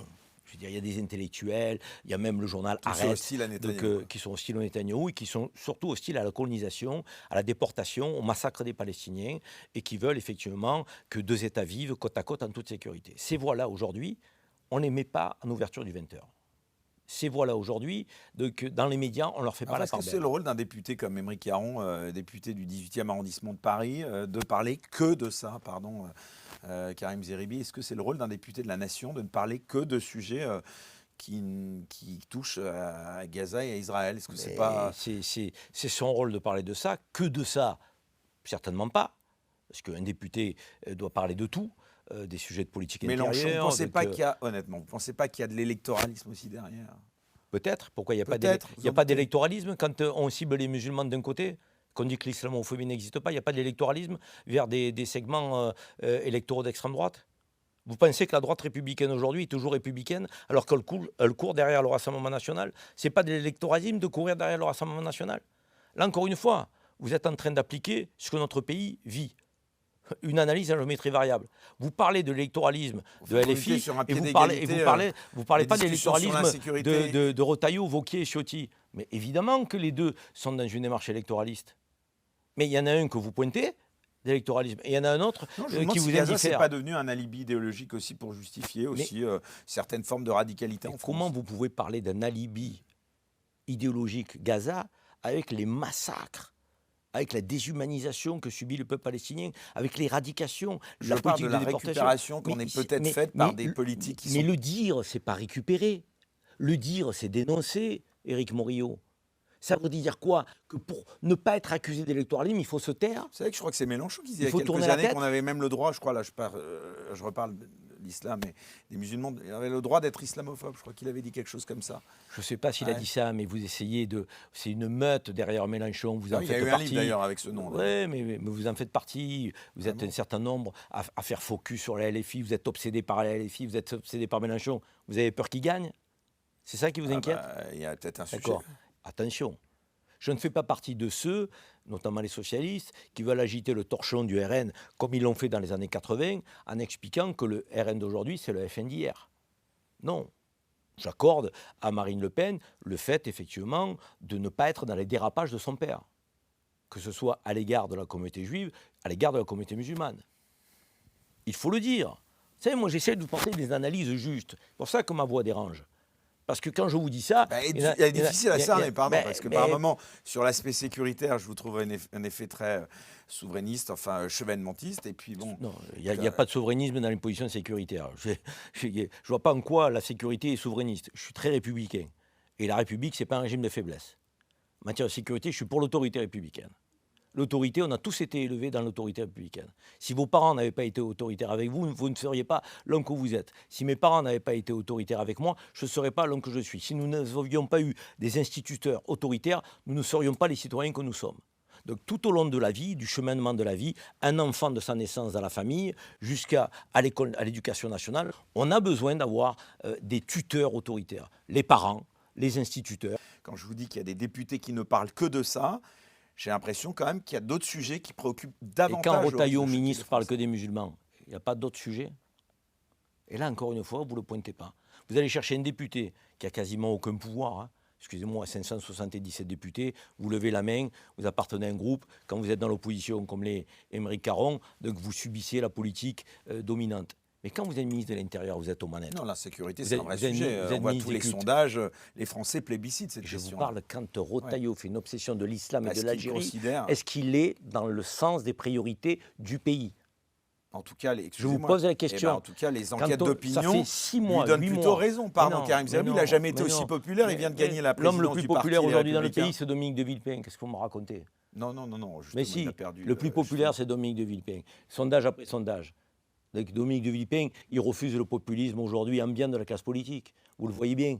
Vous voyez bien les positions qu'il prend sur le conflit Oui, tout à fait. à d'ailleurs, Israël. Vous le tout à voyez. fait indépendante, évidemment. Vous voyez quand même que les Et positions des positions indépendantes. les positions de sous De aucune Villepin, pression, vous en êtes si sûr. je peux terminer, les Ouais. positions de Villepin sur Gaza et sur l'Algérie, est-ce que ce sont celles de Retailleau? Il est à l'opposé. Et pourtant, c'est l'homme le plus populaire. Alors les Français, ils épousent qui? Les thèses de Retailleau ou de Villepin? Bon, attendez, après la popularité. Ah non, mais vous êtes en train de me parler de la popularité de Bah, je Retailleau. vous dis, j'ai l'impression que celle de Et quand Retailleau je est en vous train mets de. en face quelqu'un Non, qui est elle plus est en populaire train, que lui, justement- vous me dites, oh, la non, je popularité. ne crois pas justement qu'il y a un débat Ça justement devient sur la difficile popularité de des débattre, ça sondages. devient difficile. Non, je pense que Retailleau, justement, Ça est en devient train justement difficile. d'être sur les plates-bandes de Villepin, justement, en termes de popularité. Vous pensez, moi je ne suis pas en train de penser, moi c'est factuel. Moi, vous savez, je fais le rôle des journalistes qui ne le font pas, je suis factuel. L'homme le plus populaire aujourd'hui en France dans les sondages, c'est Dominique de Villepin. Il prend des positions courageuses sur la relation France-Algérie, sur la relation De Israël-Palestine. manière libre, vous pensez aussi, tout à fait. Mais si vous pensez qu'il n'est pas libre, dénoncez-le, faites une émission, invitez-le. Mais qu'est-ce que vous allez jeter une suspicion gratuite? C'est malsain ce que vous faites. Bah non, non, pas du tout. Il n'a pas répondu à Benjamin Duhamel sur BFM il y a Et quelques qu'il n'a jours. pas répondu sur quoi? Sur justement quels étaient justement ses clients en termes d'avocats. On ne sait Est-ce pas. qu'il est obligé de répondre à Non, ça? parce qu'il y a Est-ce qu'il est derrière ça, candidat à la justement. présidentielle? Il va Est-ce l'être, que- et on le sait tous. mais personne ne sait. Vous savez des choses, vous savez tout. Ah, il va pas Vous l'être. avez une boule de Pensez qu'il va pas cristal. l'être. Mais personne ne le sait. Est-ce qu'il s'est déclaré? Non, mais c'est un secret de polichinelle que ça le titille. Il est invité tous les jours, sur tous les plateaux de télé d'ailleurs. Je crois que vous avancez avec beaucoup de certitude. Vous parlez de sa popularité, il a été élu. Vous avancez Il a avec été beaucoup élu, de il a pas certitude. beaucoup en termes de Vous faites légitimité. beaucoup d'analyses à géométrie variable. Vous êtes beaucoup dans une forme du deux Non, vous poids, me deux faites un mesures. procès d'intention, Pas là, du c'est aussi tout. facile. Vous me Je viens de D'abord, vous moi, je suis dire. pas politique. À chaque fois, je vous démontre Ouais. et ça vous dérange. Vous Non, me pas parlez du tout. de la popularité de Retailleau quand je vous dis qu'il a une Mais c'est obsession. factuel. Et c'est pas factuel que De Villepin. Mais il est pas ministre de l'Intérieur, Villepin. Mais c'est encore pire. Ça veut dire que le ministre de l'Intérieur aujourd'hui, Ouais. devrait être largement devant quelqu'un qui n'est pas aux responsabilités. Or, aujourd'hui, De Villepin vient sur deux sujets très sensibles en tant qu'ancien ministre des Affaires étrangères. La Palestine et la relation Ah, il parle que France-Algérie. de ça. Et on l'interroge que sur ça, pardonnez-moi. Et quand on l'interroge sur ça, est-ce qu'il est sur les voies dominantes? Ou est-ce que c'est une voie un peu iconoclaste?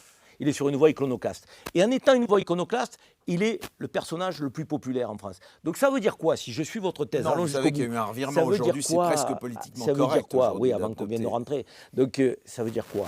Ça veut dire que, est-ce que les Français plébiscitent la voix d'un De Villepin, qui est une voix courageuse, qui est une voix gaulienne, une des dernières qui existe en France, ou une voix de la droite extrême, telle celle de Retailleau? Bon, ce que C'est vous tout. confondez aussi code C'est de tout. popularité et adhésion aux thèses des uns et des autres, parce que Villepin sur les C'est vous sondages... qui m'avez cité Non, mais- Retailleau. Non, mais bien sûr, mais quand vous parlez de Je Villepin... vous ai parlé ensuite de Oui, De Villepin. De Villepin et de sa popularité, c'est quand même beaucoup plus complexe que ça. Je ne suis pas sûr que sur le plan du programme politique et idéologique, voulez je ne suis avoir pas raison. sûr que les Vous Français avez raison. plébiscitent le programme politique qu'aurait Dominique Donc, de et Villepin. par contre, il plébisciterait celui de Retailleau, comme par hasard. Alors qu'ils sont dans le même Alors. sondage et Retailleau est derrière. Alors, en revanche, non, mais ça nous amène C'est à parler curieux. justement. Non, mais ce qui va être intéressant, est-ce que vous avez conscience qu'il y a aujourd'hui un parti qui est quand même considéré comme, dans tous les instituts de sondage, justement, qui est plébiscité? C'est le Rassemblement national, d'ailleurs, où il y a une pseudo-crise potentiellement ouverte, puisqu'on ne sait pas si Marine Le Pen va être ou pas éligible, enfin, en tout cas, si son éligibilité va être confirmée ou pas. Et d'ailleurs, Retailleau est en train plutôt d'aller sur les plates-bandes, justement, du Rassemblement national. Il a encore 2 ans à Ça, c'est la l'Élysée. seule analyse sur laquelle on est d'accord. Emmanuel Macron a encore 2 ans à l'Élysée. D'abord, est-ce qu'il est déjà en fin de règne, d'après vous? Je pense que ça fait longtemps qu'Emmanuel Macron a perdu la main avec, je dirais, la réalité de ce qu'est le peuple français. Emmanuel Macron a vécu plusieurs crises dont il a eu du mal à se départir. Il a créé un fossé entre lui et les Français, des décisions qui ont été souvent incomprises. En dernier lieu, la dissolution. Il a des positions qui sont assez changeantes, on va dire, tant sur les sujets internationaux, géopolitiques, que des sujets de politique intérieure. Donc oui, Emmanuel Macron a perdu la main, je dirais, aujourd'hui. En tout cas, il donne ce sentiment. Il ne démissionnera pas. C'est quelqu'un qui est jusqu'au boutiste dans sa relation au pouvoir. C'est une évidence. Mais force est de constater que la Startup Nation a du plomb dans l'aile. Et qu'il y a 71% des Français qui sont mécontents de son bilan. Et je pense que si on interrogeait les Français, est-ce que vous viviez mieux en 2018, avant son arrivée? Est-ce que vous viviez mieux en 2025, 8 ans après? Bon nombre vous dirait Est-ce qu'ils qu'il sont n'a plus pas inquiets. cassé la vie politique française pour de bon? Non, je pense qu'elle va se reconstruire, se reconstituer, parce que lorsqu'il a mis à mal le clivage droite-gauche, et il l'a mis à mal de manière éphémère. Parce que en même temps, n'avait pas de solidité idéologique. Le logiciel d'Emmanuel Macron, moi, je ne sais pas ce que c'est. Je ne saurais pas définir le macronisme, en fait. C'est quand même un problème, 8 ans après sa prise de fonction. On devrait pouvoir dire, voilà, Emmanuel Macron, le curseur économique, il est là. Sur la question de sécurité, sa position, c'est ça. Il avait promis 15 000 places de prison, donc il les a faites. Sur la scène internationale, donc il voulait être le président de l'Europe, donc il a tiré l'Europe vers le haut. Bon, on pourrait avoir quelques éléments repères. Or, c'est très confus, l'action d'Emmanuel Macron 8 ans après. C'est un pas en avant, 2 pas en arrière, c'est de la fermeté, puis derrière, je dirais, une forme de laxisme dans le choix de ses ministres, c'est du libéralisme, et puis derrière, mais pas vraiment de réforme jusqu'au bout, structurante.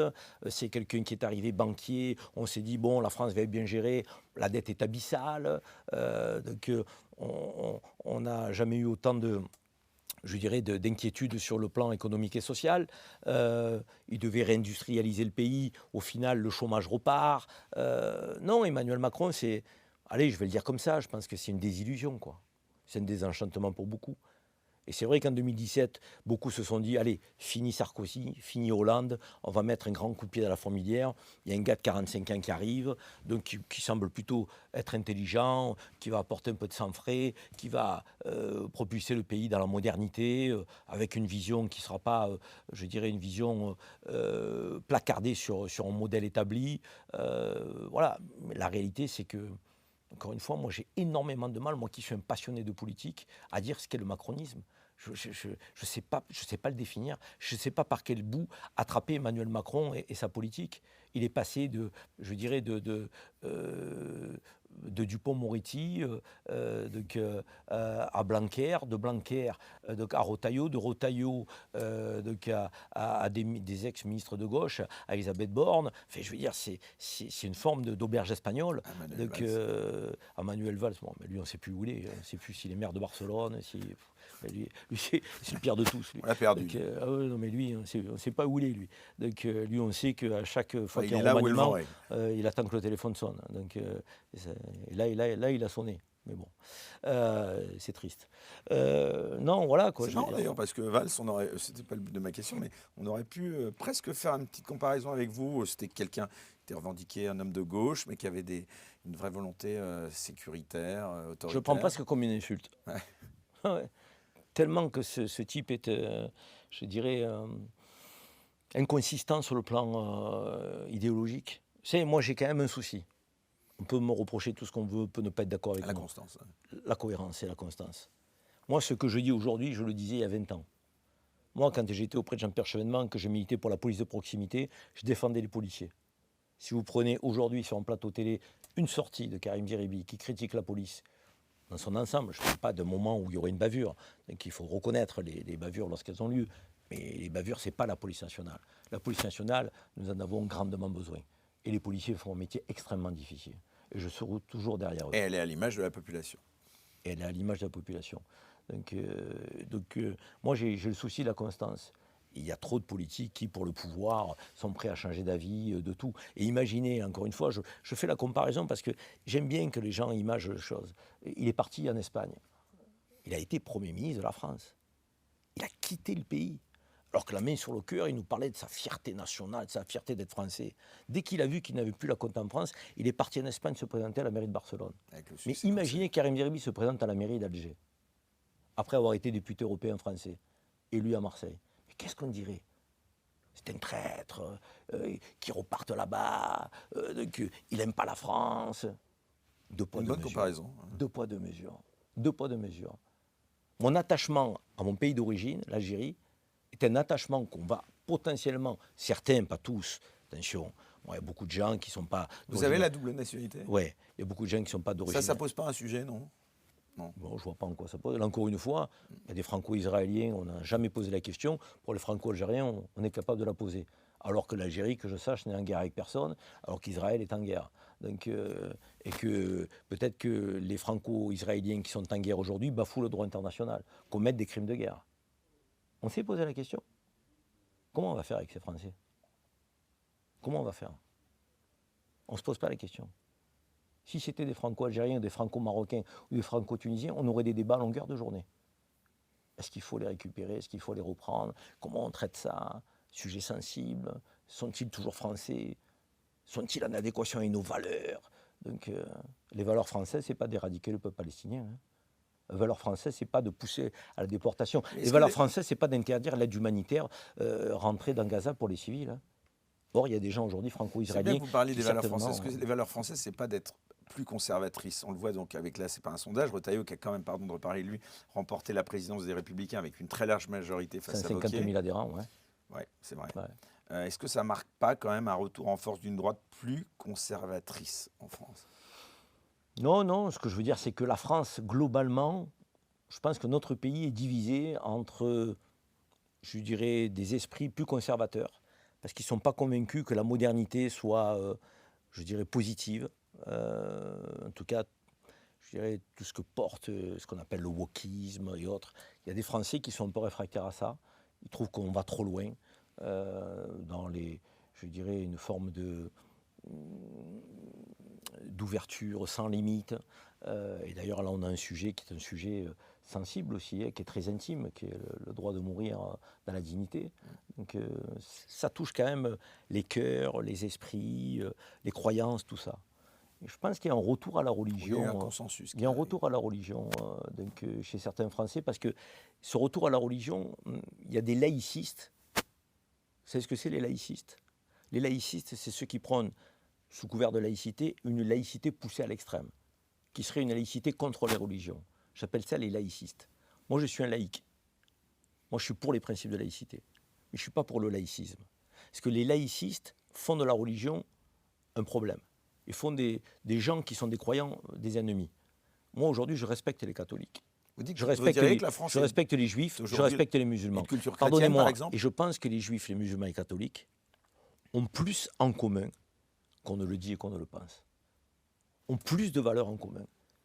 Et je suis surpris de voir que des politiques qui sont des conservateurs ne le sentent pas, ça. Vous savez, moi, quand je parle avec des catholiques, pas des fervents, pas des traditionalistes, avec des juifs, pas des extrémistes, avec des musulmans, pas des fanatiques.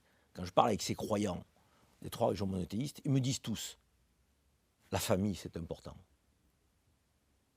Ils nous le disent tous. La valeur travail, l'éducation c'est important. Donc le fait que nous puissions revenir à des valeurs de respect des anciens, il y a des repères dans les traditions des religions monothéistes. Il y a cette forme de volonté, de bien et de mal, de faire cette distinction. Et notre société moderne, elle a donné le sentiment à un moment donné de tourner le dos à tout ça. Et tourner le dos à tout ça, ça a généré une forme de perte des repères. Et c'est pour ça que je dis que quand on voit le retour de certains catholiques à leur religion, le retour d'une jeunesse juive, donc à la religion, au judaïsme, le retour de certains musulmans jeunes, dont les parents n'étaient pas des pratiquants, à la religion. Il ne faut pas s'en inquiéter de ça. Il ne faut pas confondre le retour à la croyance avec l'extrémisme ou le fanatisme. C'est parce que ces jeunes-là, catholiques, juifs, musulmans, ont besoin d'une société qui ne soit pas la société de consommation, de qu'à outrance, une consommation, j'ai envie de dire, perfide, faite de jouissances permanentes. Ils sont pour qu'il y ait des repères, un cadre. Et ils estiment que dans la société, on manque de repères et de cadres aujourd'hui. Donc on peut concilier, on doit concilier un idéal républicain dans une république qui dit liberté, égalité, fraternité, laïcité, avec les croyants. Et les non-croyants, évidemment. Et les uns ne doivent pas prendre le dessus sur les autres. Or, on a eu une forme d'inversion. On est passé, dans la société française, il y a plusieurs décennies, pour ne pas dire un siècle, à des croyants qui prenaient le dessus sur les non-croyants, qui étaient en minorité, à des non-croyants qui prennent le dessus sur les croyants. Aujourd'hui, dans toutes les études d'opinion, 51 des Français se prétendent non-croyants. Et ces Français-là, aujourd'hui, se disent parfois irrités par les croyants. Mais ce qui doit nous irriter, c'est le prosélytisme. Ce n'est pas les croyants. Les croyants, dans notre République, c'est la liberté de culte, de croire ou de ne pas croire. Et l'enjeu qui se présente à nous, c'est de faire nation ensemble, avec un projet partagé, qui respecte les uns et qui respecte les autres. Or, aujourd'hui, on voit bien qu'il y a des politiques qui se mettent du côté des uns ou des autres. Une certaine gauche, wokiste, qui donne un sentiment, je dirais, de tourner le dos aux croyants. En gros, c'est une pensée has-been, c'est une pensée dépassée. Et des croyants qui diabolisent le wokisme. Ah non, tout n'est pas ça. Il faut que nous ayons aujourd'hui un projet national qui permette non pas de réunir totalement les deux logiciels, mais qui fasse en sorte que ces deux logiciels se respectent. Et qu'on retrouve une société française apaisée, avec des limites. Avec des limites. Prenez la liberté de mœurs. Mais moi, je suis pour la liberté de mœurs. Chacun fait ce qu'il veut dans sa vie privée, dans sa vie intime. Les homosexuels qui étaient pointés du doigt, persécutés, agressés, doivent être protégés. Mais Pour autant, on n'est pas obligé de faire la promotion de l'homosexualité dans une société où il y a des gens qui peuvent être heurtés par ces mœurs-là. C'est comme si demain on faisait la promotion du libertinage. Chacun fait ce qu'il veut dans sa vie privée. Vous voulez être libertin, homosexuel, hétérosexuel, faire un enfant, 4 enfants, c'est pas un problème. Mais il ne faut pas que les uns prennent le pas sur les autres. Il ne faut pas que la société donne le sentiment de privilégier les uns et de, je dirais, mettre en minorité les autres. Vous êtes contre le wokisme? Je ne suis pas contre le wokisme, je suis en train de vous dire qu'il y a un curseur à positionner. Être contre le wokisme, ça veut dire quoi? Ça veut dire que tous les gens... Ça veut dire dénoncer ce que vous Mais citez. non, je dénonce, encore une fois, je dirais, une forme de totalitarisme de la pensée. Je dénonce une forme de prosélytisme de la manière de vivre. Je ne veux pas que dans mon pays, la France, il y ait des Français, au nom de leurs croyances ou de leur non-croyance, qui prennent le pas sur d'autres Français. Je veux que nous arrivions à retrouver cette forme d'harmonie, d'apaisement, que nous faisions France ensemble. C'est la grandeur de ce pays. Vous avez des pays qui sont des cocottes minutes, parce qu'il y a tellement de différences, je dirais, de pensée, d'origine, de parcours, des pays qui vont exploser, qui ne feront pas nation ensemble. Nous avons cette chance-là. Parce que les valeurs qui guident notre nation sont des valeurs universalistes, Éric Morillo. Soyons fidèles à la promesse universaliste. Et la promesse universaliste, elle ne dit pas que le grand remplacement va sonner la fin de la France. Non, il n'y aura pas la fin de la France. Peut-être que le visage physiquement de la France va évoluer parce qu'il sera plus métissé. Pour autant, est-ce que les plus métissés demain, métissés demain vont renier la promesse républicaine?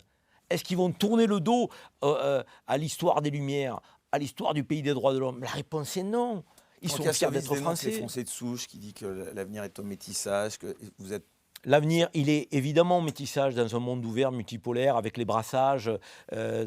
Après, encore une fois, il y a des Français de souche, ils méritent le respect autant que les Français métissés. Je veux dire, vous savez, moi je suis le petit-fils d'Hélène et Fatima. Hélène, c'était une Provençale, ma grand-mère, morte à 95 ans, paix à son âme. Je l'aimais comme ma mère. Fatima venait de Kabylie, musulmane, je l'aimais comme ma mère. Moi, je suis né entre 2 grand-mères, une catholique, une musulmane. Moi, c'est la France, c'est ma France, ça. Hélène et Fatima. Et je ne comprends pas tous les débats aujourd'hui de tension, de crispation, de confrontation, de haine entre les porteurs, je dirais, du message, du visage, de l'histoire de Fatima et celles qui sont porteurs du message de Hélène. Hélène et Fatima, c'est la France d'aujourd'hui, de demain, d'après-demain. Et notre pays est grand. Il ne faut pas le rétrécir. Moi, j'aime mon pays pour ça. Et notre pays est envié dans le monde pour ça. Et certains sont en train de l'abîmer. Parce qu'il dévoie les valeurs de la République. On nous dit le retour aux racines chrétiennes. Ça veut dire quoi, le racine chrétienne? La France, de fait, a une histoire qui a des racines chrétiennes. Mais la France, c'est une république. Ça n'est pas une nation ethnique, ni religieuse. La France a des églises magnifiques. J'aime rentrer dans les églises quand je parcours les villages de France. Et j'aime qu'on les restaure. Donc, une fois que j'ai dit ça, je ne suis pas catholique. Je suis respectueux des catholiques. Je suis un Français de confession musulmane. Je respecte mes compatriotes catholiques, mais je demande à ce qu'on respecte les compatriotes musulmans aussi. Êtes pour qu'il y ait plus de mosquées construites en France, par exemple, ou pas? Je suis pour qu'il y ait des lieux de culte en adéquation avec la présence des fidèles. Pourquoi plus? Vous savez, c'est des injonctions qui ont vocation à faire peur. Je vais vous donner quelques chiffres. Vous savez, on a 30 millions de catholiques en France, environ. On a 7220 écoles catholiques, dont des écoles traditionnalistes. Quelques-unes. Traditionnalistes, ça veut dire qu'ils sont hors contrat. Je ne pense pas qu'elles soient contrôlées autant que les écoles musulmanes, sous contrat. Je ne pense pas. J'en suis même certain, pour tout vous dire. Et lorsqu'il y a des dérapages dans ces écoles, elles sont toujours ouvertes. Lorsqu'il y a une suspicion pour une école musulmane, elle est fermée illico presto. Ça, ce n'est pas la République. Ça, c'est une certaine idée de la République, mais qui n'est pas la République, telle que je la conçois. Vous avez des exemples de ça? Vous êtes certain de... Mais évidemment. Pourquoi? Betaram, c'est quoi? C'est pas un scandale, Betaram? Tout va bien à Betaram? Il y a des gens qui ont été violés, frappés. Bétarama a été fermé? Jamais. Quand vous avez le lycée Averroès à Lille, ils ont trouvé dans la bibliothèque de l'école un livre qui portait à quiproquo. Ils ont fermé l'école illico presto. Ce deux poids deux mesures est insupportable. Moi, je ne suis pas pour qu'on ne ferme pas les écoles musulmanes lorsqu'il est prouvé, étayé, qu'il y a des dérives. Hein. Mais je veux qu'on fasse la même chose pour les écoles catholiques. Or là, lycée Averroès, il n'y a pas de dérive. Hein. Des dizaines de contrôles. Hein. Un livre. Ils ont dit on va l'enlever tout de suite. Pardonnez-nous, mais le programme scolaire républicain est respecté. Ils ont enlevé l'agrément de l'État. Bétarama est toujours ouvert. Vous avez des écoles, Lubavitch, hors contrat, juives, où les petites filles sont obligées de venir avec la robe longue, des tenues particulières, où les petits gamins ont la kippa. Est-ce qu'on a dit, voilà, ils sont sous l'emprise d'une religion, là? C'est grave. Ils n'ont pas l'âge de raison. Ils n'ont pas leur libre arbitre. Il ne faut pas que ces gamins-là soient dans des écoles qui ne sont pas sous contrat, avec des robes longues, des manches longues. Donc, personne ne l'a dit. Par contre, Gabriel Attal, depuis qu'il a connu le succès aux 20h avec l'interdiction de la baya, qui concernait 162 filles sur 12 millions d'élèves, donc il réédite, parce que ça marche une fois, il se dit ça a marché deux fois. Petite fillette de moins de 15 ans, le voile. Combien il y en a? Il ne sait pas s'il y en a 10, 100, 1000, il ne sait pas. Hein. Mais allez, je lance ça à l'emporte-pièce, succès, tout le monde va applaudir, en plus, ce serait magnifique. inapplicable. Enfin, je vois pas comment. Mais non seulement c'est inapplicable, mais c'est pas quantifié. C'est pas sérieux. Il a été Premier ministre, il brigue une carrière d'homme d'État. Mais un homme d'État ne ferait pas ça. Un homme d'État ne peut pas faire ça. Parce qu'il déjà, il sait que c'est inapplicable. Et deuxièmement, il va faire pour les musulmans ce qu'il ne va pas faire pour les autres religions. Alors que des gamins en dessous de 15 ans, aucun, quelle que soit la religion, catholique, juif, musulman, n'ont pas de libre arbitre. Il y a une famille, il y a une croyance, il y a des écoles. Et quand j'en viens aux écoles, 7220 écoles catholiques pour 30 millions de catholiques, on a 300 écoles juives pour 600 000 juifs en France. On a 9 millions de musulmans, on a 70 écoles. Comment voulez-vous qu'à un moment donné, les musulmans ne se posent pas la question? C'est Morio. C'est normal que les musulmans français se posent la question. On est à la 4e, 5e génération. C'est normal que les musulmans français se disent est-ce que notre présence aujourd'hui n'est pas gênante sur le sol français? On est 80,9% à respecter la France, le principe de laïcité, les valeurs de la République. Et quand on veut une école, on nous surcharge de contrôle, on nous met en suspicion permanente, on nous sort le mot taquia à toutes les sauces, on prétend qu'on veut importer la charia. C'est insupportable. C'est quoi le résultat à ça? C'est que tous les Français de confession musulmane, nouvelle génération, trouvent l'air irrespirable.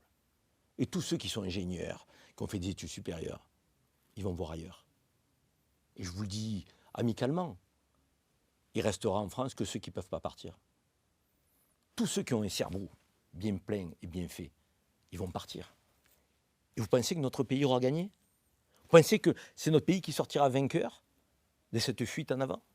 La réalité, c'est que si on a des femmes et des hommes politiques qui aiment la France, qui se définissent comme des patriotes, ce sujet-là, ils le prennent à bras-le-corps. Et ils expliquent à ces jeunes, écoutez, votre religion ne pose pas de problème. Ce qui nous pose problème, c'est l'extrémisme. Si vous n'en êtes pas, vous êtes chez vous. La France est votre pays. On n'entend jamais ce discours-là. C'est un discours fait de discernement, c'est un discours qui fait la part des choses, c'est un discours qui dit ce dont on lutte. Contre quoi? L'extrémisme, le fanatisme, mais qui dit aussi que l'immense majorité, elle est dans son pays et qu'elle a sa place. On ne le dit pas, Éric Morillo. Pourquoi on ne le dit pas? Pourquoi on fait mal à notre pays comme ça? Pourquoi on divise notre communauté nationale? Heureusement que sur le terrain, vous avez des juifs, des musulmans, des catholiques qui font France ensemble, qui sont en fraternité, qui ont grandi ensemble dans les écoles. Heureusement que certains Français déjouent ces pronostics d'opposition, de division, de confrontation. Mais ces questions du grand remplacement, elle est nauséabonde. Toute nation mute. Toute nation mute. Personne n'est éternel. Mais est-ce que parce que la nation mute, les valeurs vont muter, les principes vont muter? La réponse est non. Si on a bien formé. Ouais, parce qu'il y a peut-être des gens qui n'ont pas envie que les valeurs de leur pays mutent. Hein. Ça peut exister sans pour autant. Et parmi ceux-là, il y a des musulmans. Parmi ceux-là, il y a des nouveaux Français. Parmi ceux-là, il y a des Français métissés qui n'ont pas envie que la France mute, qui tiennent à nos valeurs universalistes. Mais on les met en doute, Ah, cela. peut-être qu'on a envie d'avoir toujours un clocher au milieu d'une ville, quoi. Et ce clocher, il existe. Personne ne va le Il est détruire. peut-être menacé par certains. Par qui? Non, mais je ne sais pas, c'est la question Par que les je pose. 400 qui sont dans le rapport des frères musulmans que nous évoquions au début, alors qu'il y a 9 millions de musulmans. Vous avez vu une manifestation qui revendique des droits différenciés des musulmans en France? Vous avez vu à un moment donné des musulmans s'organiser et contester? Ils ne sont même pas capables, les musulmans aujourd'hui, d'attaquer ceux qui les insultent et qui les pointent du doigt. Ils ne sont pas communautaristes, ils ne sont pas structurés. Parce que les musulmans vivent leur Et est-ce vie que c'est pas, tranquillement. justement, est-ce que ça, c'est une bonne question, est-ce que c'est pas ça le sujet aussi, que les musulmans, la communauté musulmane ne soit pas structurée, justement Mais parce en qu'elle son est pas, sein. parce que on ne peut pas vouloir tout et son contraire. Quand la diaspora algérienne s'organise, vous me disiez tout à l'heure, est-ce que ce n'est pas du communautarisme? Alors que cette diaspora, elle est ultra républicaine. 4e, 5e génération, elle ne s'est jamais structurée. Force est de constater que si elle s'était structurée plus tôt, on aurait pu dire ah ouais, ils ont vocation à être qu'entre eux. Non, les Franco-Algériens n'ont pas vocation à être entre eux. En revanche, ils partagent des racines communes, une histoire commune, des parents, des grands-parents et un attachement à l'Algérie. Mais ils sont français, à part entière, et non entièrement à part. Et ils ont envie de le dire aujourd'hui. Parce que quand il y a des crispations entre la France et l'Algérie, cette diaspora peut représenter un pont, pour réchauffer les relations, pour faire en sorte que la France, grand pays européen, et que l'Algérie, grand pays africain, puissent travailler ensemble, en fraternité. Et de l'autre côté, quand la communauté musulmane ne s'organise pas, on dit « mais est-ce que ce n'est pas ça le problème, ils ne s'organisent pas ?» Et si demain la communauté musulmane s'organise, attention, il y a un danger. Ils sont ensemble, ils se réunissent. Qu'est-ce qu'il faut faire, Éric Morillo? Quand on veut tuer son chien, on dit qu'il a la rage. Karim, on va bientôt arriver au terme de cet entretien, et merci encore de l'avoir accepté, ce long entretien. Comment vous vous situez politiquement aujourd'hui, Karim Zeribi? Très difficile, je n'arrive pas à me situer. Je vais même vous dire une chose, je le trouve arrogant, Mélenchon. Je le trouve même parfois repoussant. Et c'est dommage parce que je lui reconnais la capacité d'être un tribun, je lui reconnais ses dimensions intellectuelles, je lui reconnais de porter un discours parfois en rupture et qui est nécessaire pour le pays. Vous direz qu'il n'est pas antisémite comme certains Il n'est pas antisémite, Mélenchon. Il n'est pas antisémite, Mélenchon. Mélenchon, aujourd'hui, c'est la seule voix sur la scène politique de dimension intellectuelle et présidentielle qui défend, je dirais, les Français de confession musulmane lorsqu'il faut les défendre parce que c'est injuste qu'on les attaque et qu'on les pointe du doigt. C'est le seul qui a porté un discours en faveur du peuple palestinien. On voit bien que 2 ans après, Emmanuel Macron, il vient, il veut reconnaître l'État palestinien. C'est que Mélenchon n'avait pas tout à fait tort dès le début. Par contre, mon idéal, c'est pas Jean-Luc Mélenchon et c'est pas LFI. Oui, mais vous mon voyez... idéal sur la scène politique, il n'existe pas, Éric Morillo. Il n'existe pas. Parce que moi, je suis pour un capitalisme. c'est vous. Je suis pour... C'est moi. Évidemment que moi, j'ai mon logiciel. Mais je n'ai pas de parti aujourd'hui. Non, mais vous n'y pensez pas en vous rasant ce matin à la présidentielle si vous non, n'étiez pas éligible? Non, je n'y pense pas. Et même si beaucoup me sollicitent... Les yeux dans les yeux, vous pouvez me le dire. Je vous dis que je Vous n'y n'y pense pensez pas. pas. Je n'y pense pas. Non, mais d'ailleurs, pourquoi je vous dis ça? Parce que ce n'est pas qu'une plaisanterie, une boutade. C'est que je pense que récemment, on ne va pas dire qu'il y a l'Institut de sondage. J'ai sollicité un institut de sondage pour poser une question, demander si les Français seraient prêts à voter pour un candidat d'origine maghrébine à la présidentielle. Et étonnamment, j'ai beaucoup de mal à trouver un institut de sondage pour poser cette question. Je ne sais pas, vous avez peut-être la raison à ça, mais... Voilà. C'est dommage, parce que je pense que ça mériterait... C'est intéressant cette question. Ça mériterait d'être posé. Moi, je vois dans la rue, ça fait quelques années que je suis médiatisé, je vois dans la rue autant des Français d'origine maghrébine, d'Afrique subsaharienne, que des Français de souche, comme on dit, et que même des Français de confession juive, me dire que M. Zeribi, courage, on est avec vous, on vous soutient. Je suis convaincu que si je revenais dans la vie politique, je pourrais faire peur. Faire un score intéressant. Mais je n'ai pas ce souhait-là. Vous êtes un peu seul d'ailleurs. Je n'ai pas cette envie-là. Je n'ai pas cette envie-là, je n'ai pas ce souhait-là. La vie politique, c'est dur. La vie politique, c'est fait de coups bas. La vie politique, c'est pas quelque chose de noble, malheureusement. Ça l'a été. Aujourd'hui, tous les gens compétents, si vous leur posez la question, aucun vous dit « je pense à la politique ». C'est dramatique. Hein. Et vous faites une nuance entre, pardon d'y revenir, Retailleau et Le Pen, par exemple? Pour moi, c'est du pareil au même. Ah bon? Ouais. Je pense que la droite extrême aujourd'hui et l'extrême droite vont se confondre. Je vous fais un pari aujourd'hui dans les Incorrectibles. Retailleau fera alliance avec Ciotti, évidemment avec Wauquiez, avec Nafo et Zemmour, pour isoler Bardella, parce que Marine Le Pen va être inéligible. Et Bardella va se retrouver tout seul. Et Bardella a un capital de sympathie, il faut le dire, dans le pays, même si je trouve que c'est un homme politique qui est creux, qui n'a pas de fond. Donc, mais il est jeune, il apprend bien ses fiches, et sur les plateaux télé, il est plutôt dans le modèle, je dirais, attendu. Et Retailleau va aspirer une partie de l'extrême droite tout en essayant de ramener la droite qui est dite républicaine. Et il va porter une candidature. Et je vous dis qu'il va y avoir une alliance là de cette droite extrême et de l'extrême droite pour isoler Bardella. Je vous fais le pari aujourd'hui et j'espère revenir en parler avec vous prochainement. Il y aura un centre qui risque d'être un centre mou, centre droit, qui va aller chercher le centre-gauche et les sociodémocrates parce qu'il n'y aura pas de candidat socialiste digne de ce nom. Je ne crois pas au retour de François Hollande, même si lui y croit beaucoup. Et puis ensuite, il y aura une gauche, qu'on appelle une gauche radicale, où, à mon avis, il y aura énormément de mal entre LFI, les écologistes et les communistes à s'entendre. Et donc, du coup, ça va être une gauche un peu radicale, éclatée. Dans ce paysage-là, je dis qu'il y a la place pour un candidat républicain, puissant, avec une belle voix, stature politique, qui rassemble les sociodémocrates, qui rassemble les gaullistes, qui rassemble les Français qui ne croient plus à la politique. Qui rassemble la LFI aussi. Et qui aspire des gens qui aujourd'hui votent un peu par défaut, votent par protestation ou pour faire barrage. On en a assez de voter pour faire barrage. On en a assez de voter par défaut. Ce serait Villepin, de ce que j'ai compris. Je sais pas, je veux pas me prononcer aujourd'hui. On est à 2 ans. Je vous dis simplement le profil de celui ou de celle qui pourrait porter une voix pour la France, c'est quelqu'un d'expérimenté. C'est quelqu'un qui a une voix politique, mais qui a une voix forte et qui assume cette voix avec courage. Le capitalisme social, donc la France dans le monde, qui n'aspire pas à être le président de l'Europe au détriment des enjeux nationaux, qui propose éventuellement de faire une Europe des États-nations.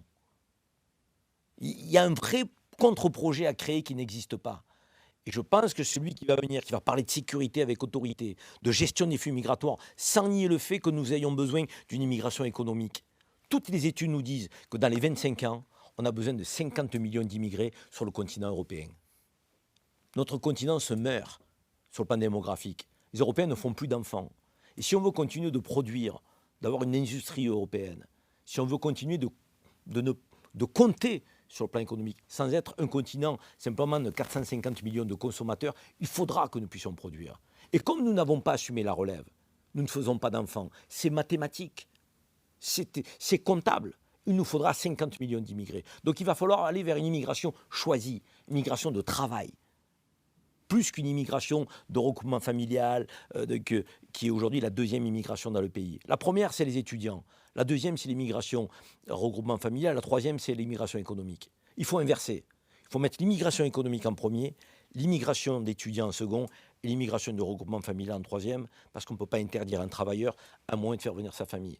Mais si on veut que le sujet de l'immigration ne soit plus un sujet de crispation, il y a 2 sujets lorsqu'on accueille une immigration. C'est le travail et c'est l'apprentissage de la langue, la maîtrise de la langue.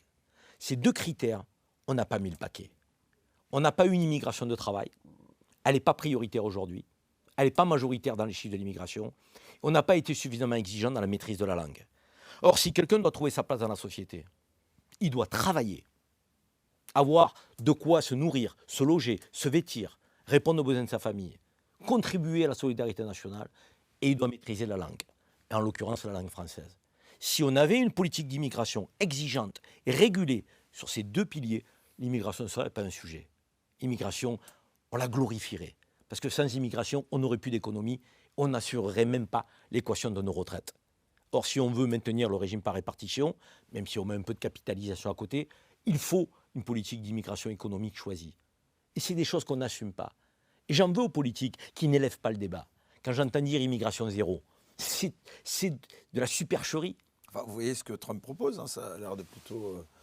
Trump, c'est Trump. Nous, c'est nous. Arrêtez d'aller chercher des modèles court-termistes. Vous ne savez pas ce que Trump va faire dans les 4 ans. Vous ne savez pas ce que la politique de Trump va donner. La preuve en est, il est déjà passé au pouvoir, il a perdu les élections. C'est que les Américains n'étaient pas si contents que ça. Donc, quelles élections? Ben oui, Trump a été déjà président des États-Unis. Ah oui, mais bon... Bon, il a perdu ou pas? Oui, mais après... Face à Biden, merci. Quand vous êtes satisfait, vous êtes réélu. Ouais. Bon, donc il n'a pas été réélu. Ça veut dire que la politique de Trump, c'est une politique de coup de menton. c'est une politique de communication, c'est une politique là aussi, donc un pas en avant, deux pas en arrière, je mets des droits de douane à 120%, et puis je reviens, je les gèle pendant 90 jours, Enfin, et il a été réélu, là, ça devient du 15%. Donc, Il a écoutez, Trump, ce n'est pas mon modèle. Nous sommes français. Non, parce que là, il est en Nous train sommes de tuer européens. l'Europe. Nous avons besoin d'inventer un nouveau modèle européen, sans copier les États-Unis. Nous ne sommes pas les États-Unis. Nous avons notre culture et nous avons nos objectifs à atteindre, avec la réalité du monde multipolaire dans lequel nous vivons. Mais encore une fois, Éric Morillo, l'immigration, ça ne doit pas être un sujet de crispation. Ça doit être un sujet à aborder avec lucidité et objectivité. L'insécurité ne doit pas être un sujet de crispation. On doit l'aborder avec objectivité. Et si on dit immigration choisie, si on dit on lutte contre les délinquants, mais pas contre une partie des délinquants en fonction de leur origine, de leur statut, les OQTF par exemple, ou les jeunes des quartiers, non, les délinquants, peu importe leur couleur de peau, leur origine. Si on dit laïcité pour tous, de la même manière, et pas laïcisme pour une religion et laïcité pour les autres, et si on fait France ensemble, parce que économiquement, on rehausse, je dirais, la possibilité pour les Français de croire en des lendemains meilleurs, libérer les énergies, entreprises, PME, TPE, il faut leur donner de la respiration. Il faut reconnaître le travail de métiers difficiles tels les agriculteurs. Il faut reconnaître aussi que les services publics aujourd'hui sont mal payés et que l'État se recentre sur ses missions régaliennes tout en cessant cette suradministration. Arrêtons avec ces agences qu'on surpaye, qui représentent un coût pour les finances publiques. Il y a un tas de réformes à faire. La politique, ça doit redevenir noble. Ça ne doit pas être un fonds de commerce fait pour diviser les Français ou les opposer les uns aux autres. Malheureusement, je ne vois pas de femmes ou d'hommes capables de porter ce logiciel. Malheureusement. Eh bien, en tout cas, merci beaucoup, cher Karim Zeribi, pour ces 2 longues heures d'entretien. Pardonnez-moi si parfois c'était un peu tendu. Mais non, alors moi je suis toujours dans le mauvais rôle parce que j'ai des invités qui croient que c'est un débat avec moi, alors qu'encore une fois, moi je ne suis pas dans ce rôle-là. Donc, si, vous l'êtes un peu quand même. Non, mais je le titille pour la beauté du spectacle. Non, mais parfois vous vous mettez dans la peau de ceux qui prétendent porter quelque chose, mais vous le portez aussi. Oui, ou parfois je suis même, alors ça va vous surprendre, cher Karim, je suis même capable d'embrasser une position que je ne partage pas pour le plaisir aussi du débat. Et je pense que les gens qui nous regardent sont toujours plus intéressés par une mission où il y a un petit peu de, pas de tension, parce que sur le fond, je pense qu'on est d'accord sur peut-être plus de sujets que le pense. En tout cas, merci de votre invitation. Merci d'être venu nous voir. En tout cas, merci à vous tous de nous avoir suivis. On se retrouve la semaine prochaine pour une nouvelle émission des Incorrectibles. Et d'ici là, comme je ne cesse de le dire, surtout, restez incorrectibles. Très bonne semaine à tous. À dimanche prochain. Bye bye.